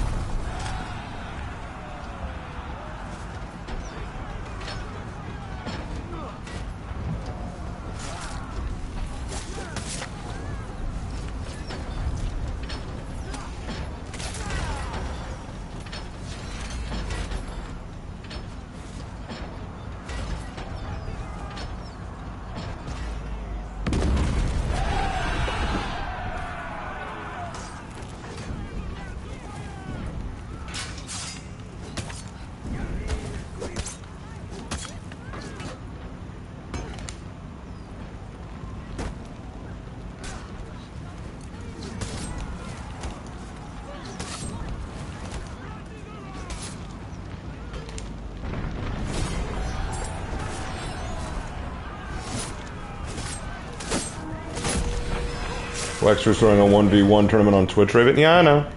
I didn't sign up for it. I know that I'd get clobbered, so I didn't sign up for that tournament. I'm glad that she's doing it. I'll drop in and say hey and hope that it all goes well. But otherwise, no.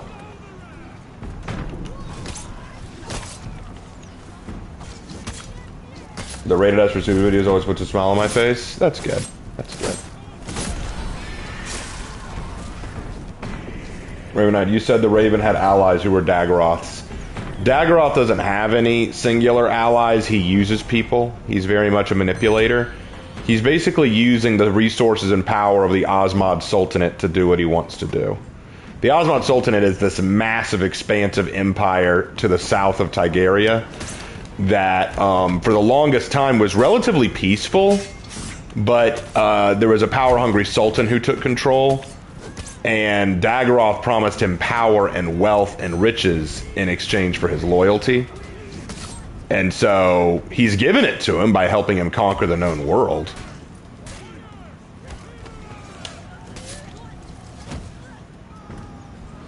He's given it to him by helping him conquer the known world, so there's no question of that. But hold on.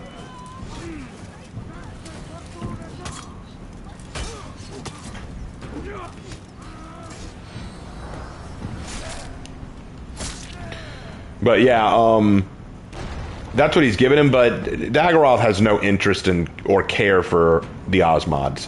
Because Daggeroth's ultimate goal is to break open the veil of the Ethereum. He wants to tear open the veil of the Ethereum and pour the raw power of creation into the world.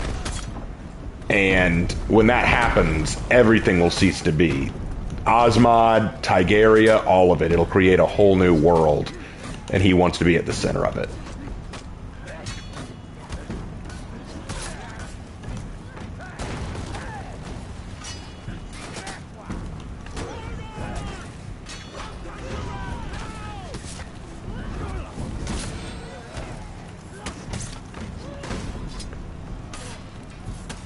What's really cool, what I really like about Daggeroth is how he gained access to his eye.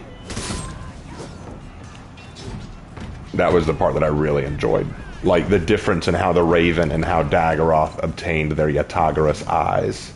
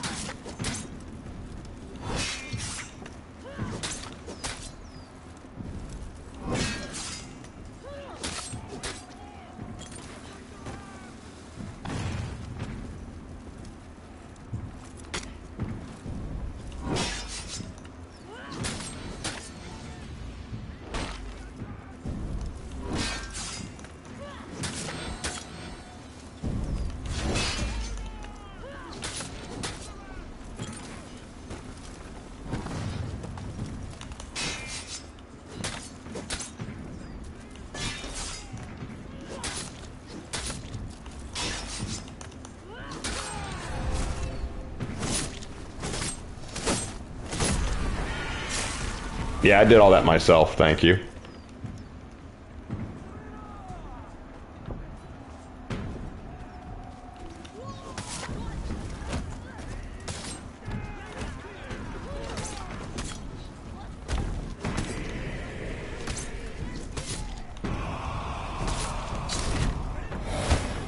Anyway. No, well. A little saddle art. Instead of a little saddle art. I heard I'm wondering why. Oh, because we didn't get to talk more about the Raven Lord lore. Well, I mean, yeah, such a brief thought experiment, you know, and the idea is that Yeah, dude, like, it worked so well for all of our D&D campaigns, and I mean, mean, I ran a successful D&D campaign until they decided to try, like, yeah, you know, the DM clearly told us not to go in that direction. Let's go in that direction. Well, it's not the fault of the world in that case. It's the fault of the players. At that point. Yes, a lich with all of his minions in one location. I'm gonna try and body it. Yeah, that's a brilliant idea. But you had a great idea for how to involve Daggeroth into that lich. Well, not the lich himself, but the Malithar cult, yeah. That's the part that's really cool about it, in my opinion.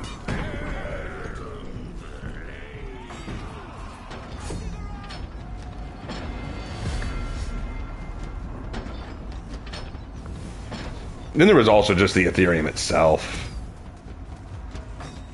Then there's just, I think that was brilliant. I mean, the question, of course, is raised, did Al and I obviously created the Ethereum, but I think it's cool that other people can try to use it. But it's not something that can be used lightly, you know? Yeah.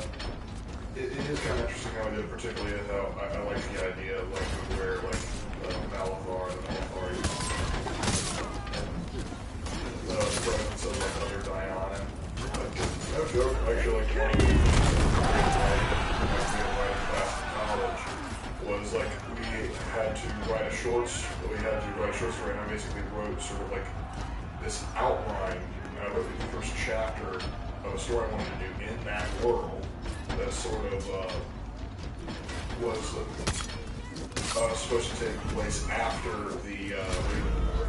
Yes, that's where Marcus Haven originally came from. It's such a good idea, though. Yeah. I love your creation, Marcus Haven.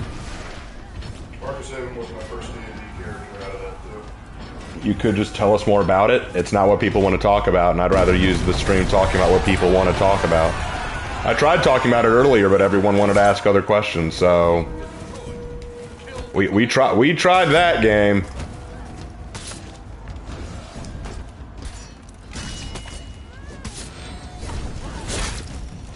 Maybe can you explain the Legion of the Damned? They're a legion that's damned. I think that sums them up.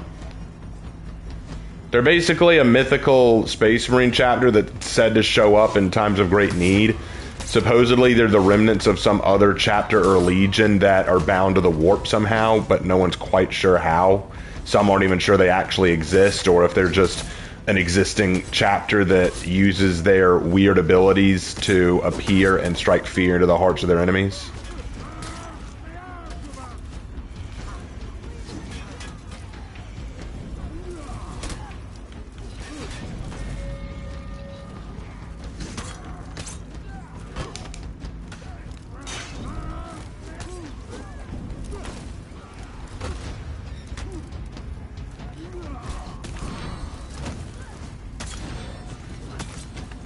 Are they loyalist or chaos loyalist?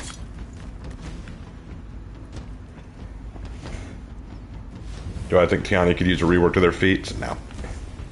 Anyway, let's see. I also like the Phelan idea, but I always wondered, Lord, what did you think about the Phelan? Like, do you think that that was maybe a little overkill on that, like giving like the dragon aspect? I can't say no to it because it made my campaign fun. Well, I mean, leaving the campaign aside. No, you don't understand how funny it was to have a full-grown dragon land in front of my players, save their bacon, then shapeshift into a woman, and then for them to drop the big reveal. I'm your great-great-great-great-great-great-grandmother to one of the players. That made him feel all sorts of weird feelings you didn't want to feel. But how did you write that in? Because Phelan isn't the kind of dragon you'd see in D&D. I gave her the stats of an ancient silver dragon. Okay. Okay. I mean, that kind of... I don't know the difference between a silver dragon and the others. Well, realistically speaking, like, since she's supposedly the queen of dragons, she had, like, the health block and, like, all the melee attacks, but she could use whatever breath weapon she wanted. Gotcha. You know, it'd be kind of funny to make Phelan or, like, Edison and a Phelan in Baldur's Gate. You'd have to make, like, a dragon sorceress, or,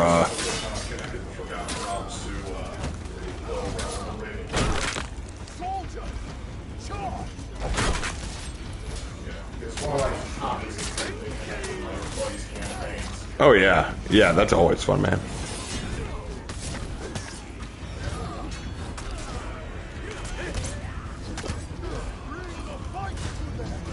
But I think, how did you try to incorporate the Yatagoras into the thing? The Yatagoras?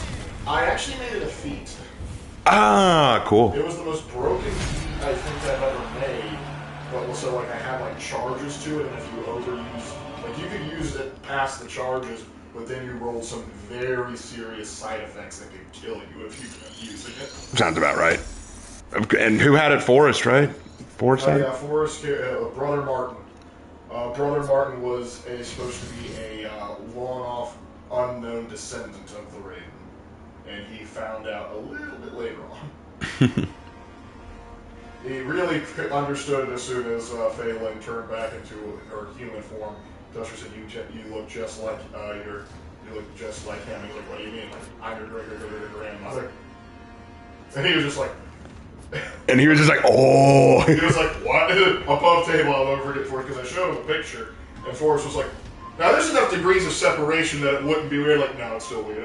Okay. Sounds like Forrest. Well, this Kyoshin. is also the same person who's like, he's playing, he does a super good job of playing. It's the first time I ever saw him play like a lawful good, sort of pious character.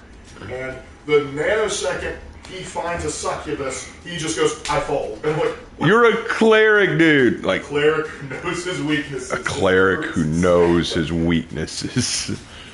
God, Forrest is a piece of work, man. But you gotta love him. Kyoshin feats, maybe? Yeah, I'd rework Kyoshin's feats. Are there prerequisites for the eye? Yes, there are prerequisites. You have to... So the Yatagoras eye requires certain things to be done. And there are two ways to go about getting it. The Raven chose a much more difficult, strenuous way, but it was the way that made it so that the eye was more well merged with his body, because the eye is not something that belongs in this world. Essentially what the eye allows you to do, Nathan, since it's a good question, you kind of have to understand what the eye does. The Yatagara, so the power that Alanai used to create all of creation, all that energy from creation is stored in a realm known as the Ethereum. It's like a mirror dimension to our world, kind of like the Warp in Warhammer or the Veil in Dragon Age. Point is, it is a realm of immense creation power. Sorcerers and magic users tap into that realm in order to cast their spells. The problem is, the Ethereum is swirling, moving energy like an ocean, and trying to control currents of the ocean is incredibly difficult and costly. And without being able to see the currents, you could end up hurting yourself just trying to control them. Which is why most magic users in the world of the Raven can't do a whole lot big. They can do minor things like little illusions and tricks and stuff like that, but they can't risk doing major world-changing magical spells. The Yatagara's eye allows the user to view into the Ethereum. They can actually see the Ethereum and see the movements and flow of the tides of creation. And thus it allows them the ability to manipulate and move this energy far more effectively and easily. It doesn't require as much energy for them to do so. Not only that, but it also gives them immense more power to command them. So even if the currents are difficult to command, the eye allows them to break through, and it's almost like a controlling force that lets them reach in and manipulate creation to their will. It is a very, very powerful but also unstable eye that has to be used carefully. Even using it for a couple minutes can be costly. The way the Raven trained and earned the eye was a long, difficult, and painful process that required training, meditation, and effort. But at the end of it, he now has the eye on his forehead and can open it when he needs to. Mostly he keeps it covered by a band-aid or a bandage to make sure that he's not tempted to overuse it.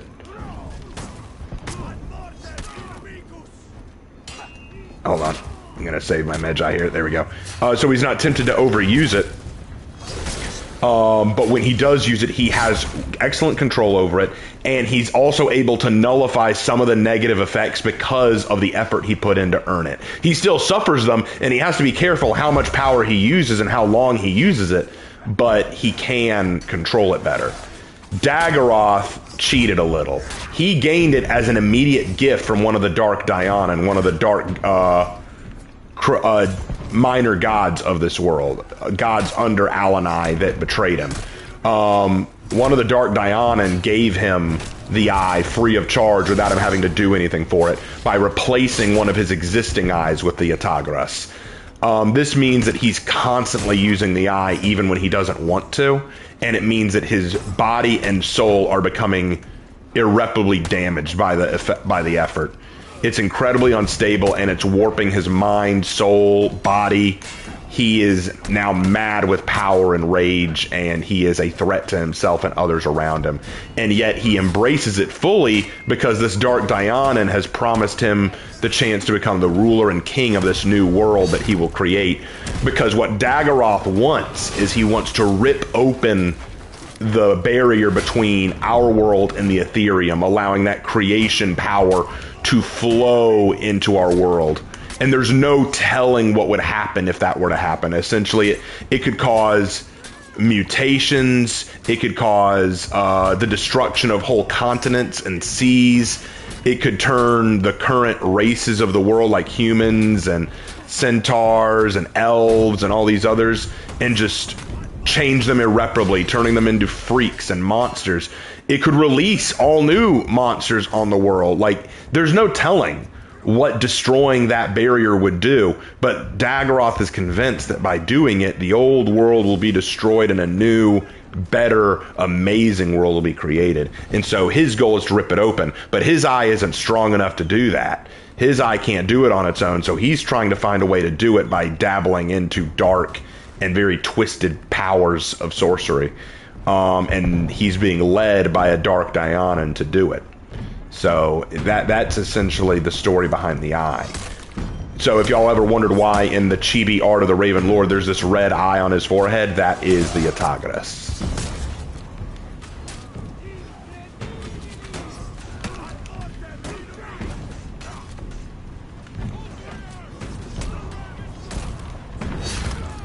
Anyway, so I know your least favorite to fight, but do you have a favorite one you like to fight? You mean in For Honor? I like fighting wardens. They're fun. Since you said the Raven Lord's wife was the Dragon Empress, how does the hierarchy work, and is she the ruler of all dragons? The dragons worship the dragon Dionin, the Dionin who created the dragons, but she is the oldest and most powerful of all the dragons that live. And so as a result, she has incredible powers they don't, and is their empress. There isn't really a hierarchy beneath that. There's the Empress, and then there's all the other dragons. Not all dragons swear loyalty to her, some do not, but most do.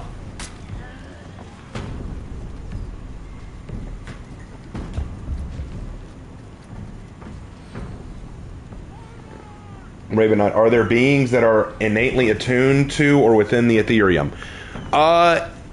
Yes, but that was never the point. See, what happened was when Alanai, the creator god, the Lord of gods, basically created all of the world and creation, that energy that he used is what is in the Ethereum. All that creator energy. Basically, it is the essence of Alanai itself in this plane. And so nothing should exist within it. And yet, after the War of Creation, when the Dark Dionin rebelled against Alanai and they were chased into the Ethereum, they now hide there and create monstrosities within the Ethereum that we call demons. And these monstrosities are what dwell there. And they want badly to get out. They know that they don't belong there. They want to live in the material world. They want to live in the world of mortals. And they will do whatever it takes to get there. Dionin, is that a sort of creator deity? The Dionin, you can think of them like minor gods or angels that served underneath Alanai. When Alanai was creating all of what we know and see today, when he was creating all that, he established these Dionin to be custodians or caretakers that would basically oversee certain aspects of creation. During the War of Creation, Al-Anai only created humans. But some Dionin got a little bit too big for their britches and thought, you know what, we want to create some things too. And so they created all the other races.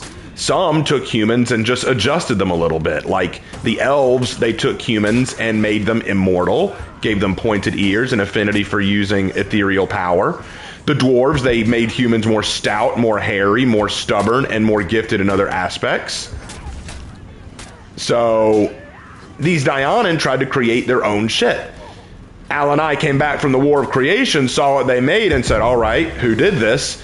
And several Dionin came forward and said, hey, we screwed up. We were prideful. We shouldn't have done it. We created these, but if you want them destroyed, we will destroy them. And because Al-Anai saw that they were remorseful and repentant, he said, in exchange for your repentance, I will allow them to exist, but they are your responsibility. I will bless them. So these are known as the blessed races, the races that Al-Anai has blessed. Other races, the Dionin did not apologize. In fact, they claimed, no, they're just as worthy to be as yours, and I will not destroy them.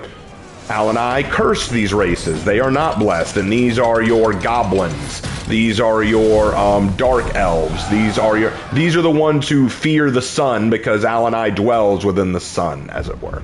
So, am I in the ballpark there, Lark? I believe you are. Yes. And there are two kinds of Dionin. There are the loyal Dionin who still serve Al-Anai loyally, and then there are the dark Dionin who hide within the Ethereum and try to undo Al-Anai's creation. You can see the Christian references.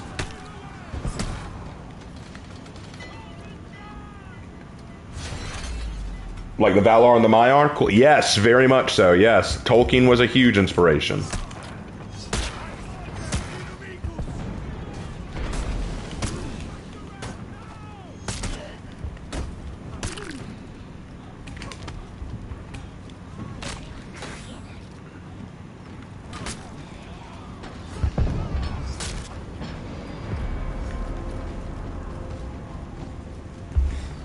Is there a Jesus or Gandalf character in the material world?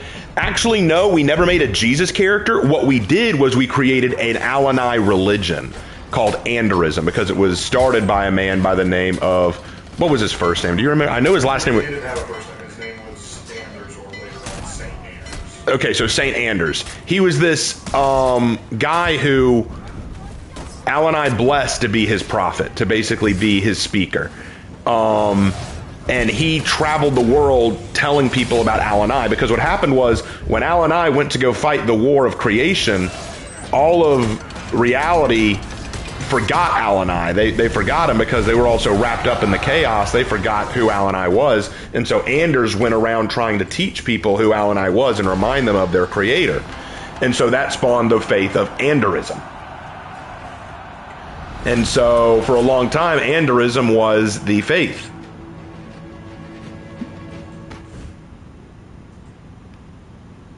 But then it fell apart because Tigharia, which was the empire that helped spread Anderism, fell away. The Tigerian emperor,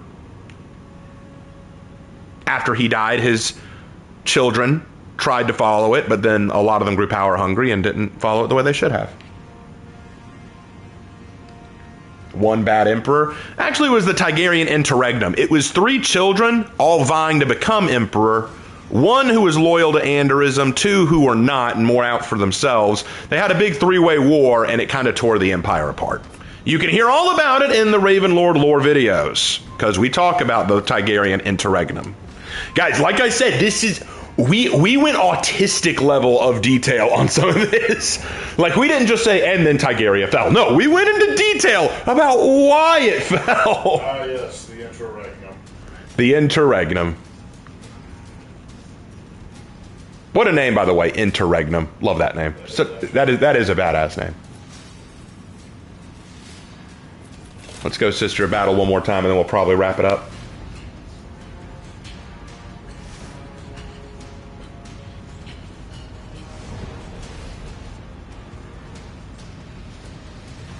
A 3-way war between the 3. Yep, it was insane. And so Tigeria basically fell, and then the world just kind of forgot about Andorisen. They're trying to move away from it. The Raven Lord is the one who will bring it back. And his story is he was basically the son of a minor duke of this minor land called Edenvale. And he was a sickly child. He wasn't expected to live long. He was constantly in his tower, unable to go out and do anything. His older brother and sister were off doing their own thing. So he honestly lived a very sad and lonely life. But he always wanted to go out and see the world and see kind of what was beyond him. And one day he went outside and saw something he did not expect. He snuck out, even though it made him sick, and saw something he did not expect. He saw Osmod soldiers taking a mermaid on a slave ship. He didn't understand why it was happening. And so he tried to stop it and accidentally killed the Osmod soldier by knocking him into the water, and his armor kept him from swimming. Furious at the death of an Osmod soldier, the Osmod governor said, hey, we will bring the full might of the Empire down on your little Edenvale if you don't sacrifice your son. The Duke, unable to sacrifice his son in good conscience, forced the child Tomas to flee to the wilds, where he would surely die there. But instead of dying in the wilds, as was expected, he actually survived. He ran into a loyal Dionin. I forgot what we named that loyal Dionin. I'll need to look it up later. But that loyal Dionin basically cured him of his sicknesses, gave him strength, told him of Alanai's will for him, and began training him.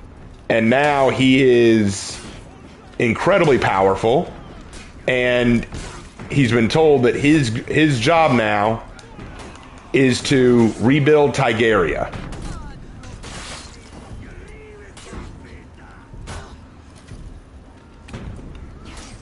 Damn it.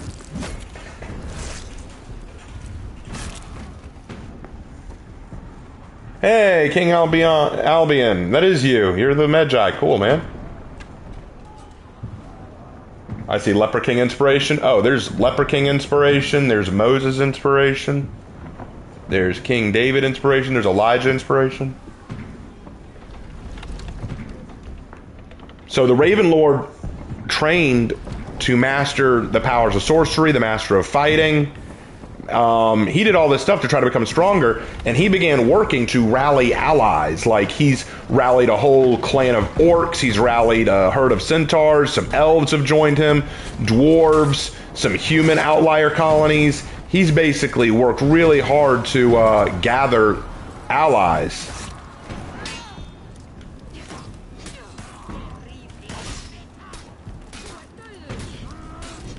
Jeez, I just got wasted. Wow. Okay, anyway, as I was saying. But he also, but then he realized that even with all these soldiers at his side, he still might not be strong enough. He still might not be strong enough to fight and win against the Osmod governor who has taken over his home of Edenvale. So he decides that he needs a little bit more backup, and that's when he has a vision about the Dragon Empress being sick. So he goes to find the Dragon Empress and find out what's going on. Turns out she's dying, which shouldn't be possible. Dragons are immune to most diseases. So how is the Dragon Empress dying? He investigates and discovered that some kind of ethereal sorcery has been used against her. Someone has literally used the power of creation to force this Dragon Empress to be sick, which should not be possible. So he has to use his own power of the Ethereum, his own Yatagara's Eye, to undo this. But this causes him some concern. Who would have the power to do that? Who could manipulate the Ethereum like this? Obviously, it's Daggeroth, but he doesn't know about Daggeroth yet. And so, thankful for her salvation, she swears that she will give him what he wants. He says, I want you to help me retake Edenvale. Now, normally the dragons stay out of human affairs and human violence. It's like, it's not our problem. You humans deal with your own issues. We deal with ours. But since the Dragon Empress owes him a solid, she agrees to use her power and the power of the dragons that are under her command to help retake Edenvale. And with the power of the dragons, it's almost too easy. So they take back Edenvale rather easily. And so after that, that's when the Raven Lord begins his quest to begin rallying and rebuilding Tigeria.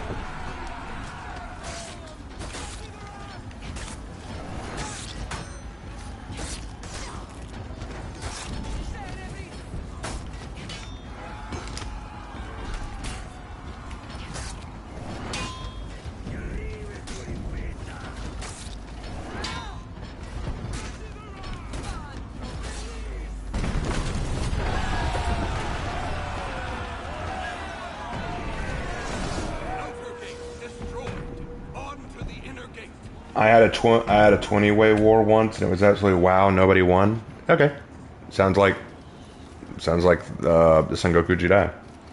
My favorite part is the names you give the characters and places are just so cool. Thank you. It takes time to put together these names. Oh, the Sarendainen is probably my favorite name. Yeah, the Sarendainen is also in the Raven Lord lore. That was kind of like the first one before even the Raven Lord. Yeah, the Sarendainen was a very early creation.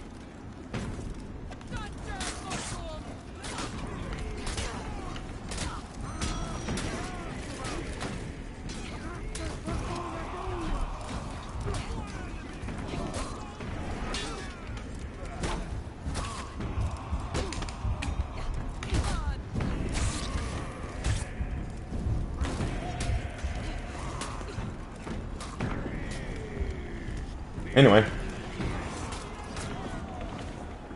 But yeah, Sarendainen was a brilliant name. But the Sarendainen didn't exist until way after the Raven Lord's death. Like, we're talking... That's industrial era. Yeah, that's centuries later.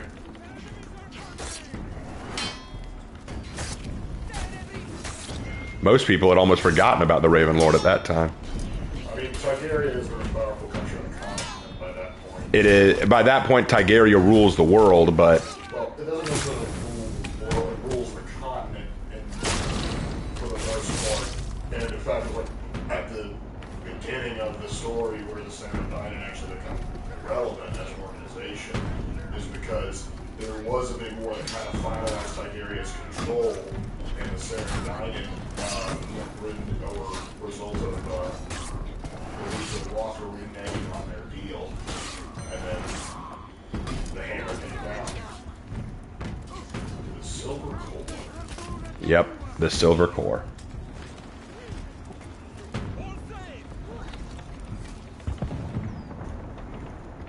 But yeah, being able to use the Raven Lord lore and various stuff, so awesome. There will come a time in the Raven Lord lore where the Raven and Daggeroth have a final war. Actually, if you look carefully at the thumbnail for the video, you'll see in the background what looks like spears falling from the sky. That's part of the initial battle between Daggeroth and the Raven Lord. Like, legitimately, that's part of the initial battle between the Raven Lord and Daggeroth. Because you'll see giant spears falling from the sky, enormous shadowy snakes rising up to attack. Like, they're just, like, that was part of the battle. Daggeroth had basically summoned these massive snakes from the Ethereum itself to swallow the Raven Lord and consume him. Meanwhile, he summoned down massive spears from the sky, the size of skyscrapers, to basically impale the snakes. Like, that's the level of sorcery they're battling with.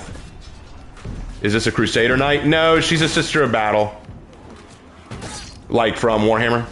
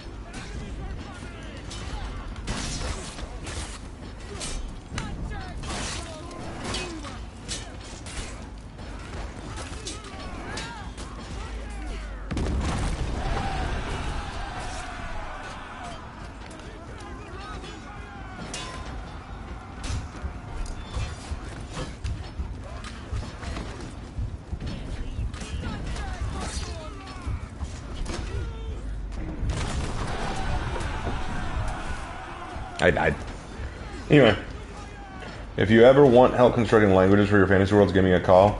We got that pretty much down pat. Me and Lark love making languages.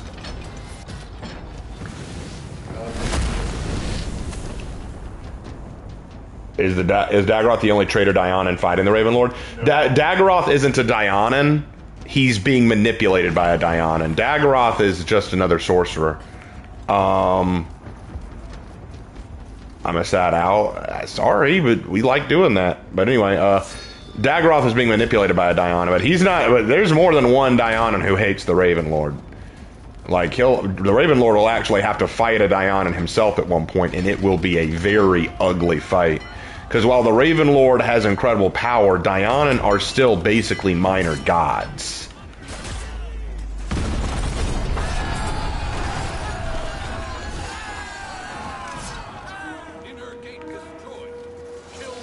He will fight. He will have to fight the. I believe we called him Hectarash. No, Hectarash. Hectarash.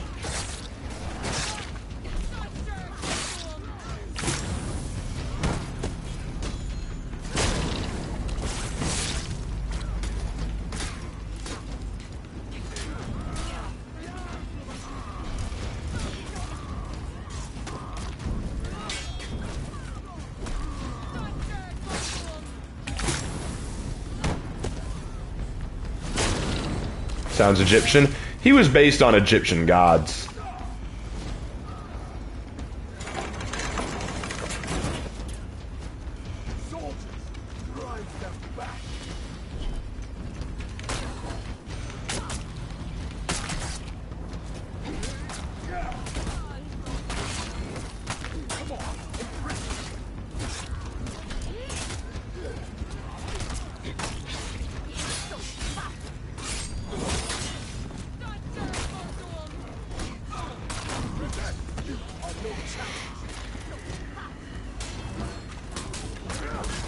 The thing is, Hectarash will get a little bit. What's going to happen is he's going to get a little bit excited.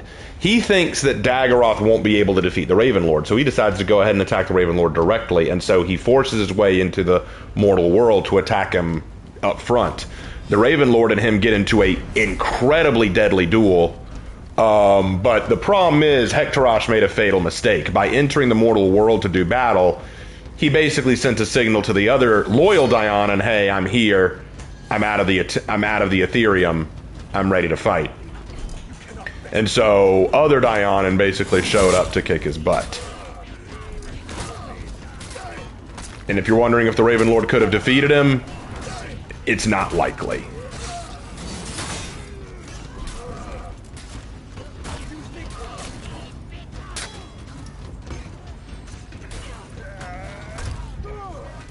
Especially at the time that it happened, because the Raven had not reached his peak yet.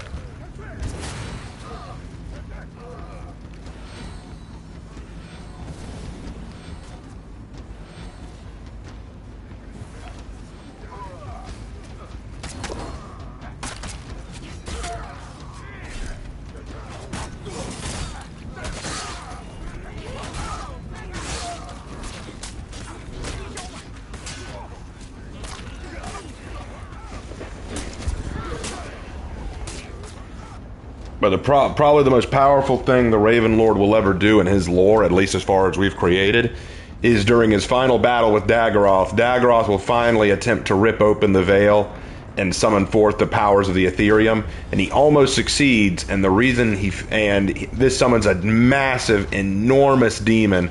Think on the levels of a bloodthirster. This monstrous beast comes pouring out. The Raven has to use all of his power to restrict it with Ethereum chains and tie it back to the realm it came from.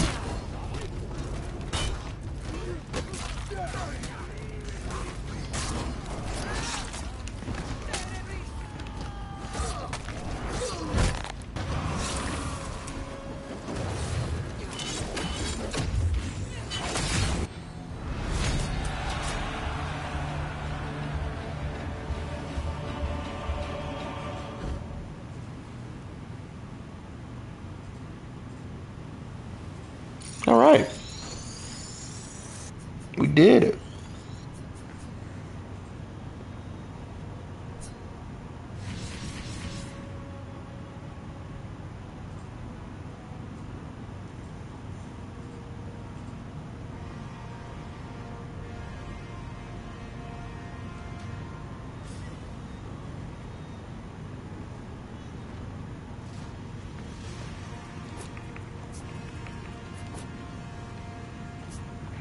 All right. Oh,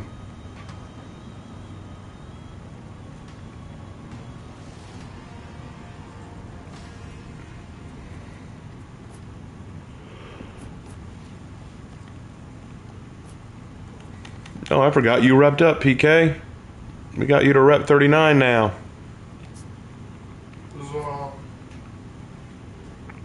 Yeah, PK is now 39. We got to get her up there, guys.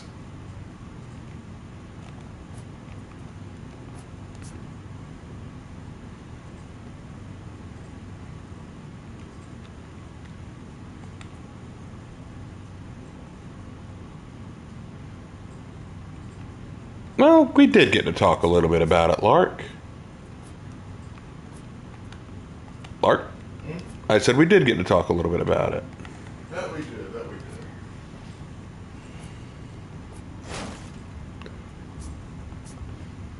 All right, all right. So, we are now at overall rep 1,160. My goodness.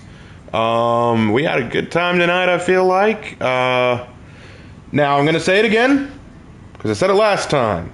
Tomorrow's stream will be earlier, and it will be on Twitch. I will post on Discord when the Twitch stream is happening. Okay, so keep your eyes out. I will post it on Twitch and let you all know that this Twitch stream is happening. It's going to be fun. I'm looking forward to it. I want to try to get to 200 followers. It's going to be great. We're going to be playing with Havoc, Spooky Wizard, and Raptor Rex. At least that's the plan. And I want to say again, thank you all so much for watching and putting up with me. Like I said, these last few days, week and a half probably, has been really rough. It's been really annoying. I've been having a rough time of it. And I'm sorry again for how I behaved. Not my best moments, not how I should have been, but we're moving on from that. We're going to do better. I apologize to the people who I upset, and I apologize to you guys because y'all deserve better. So, that's it. Thank you guys so much. I'll see you in my next video.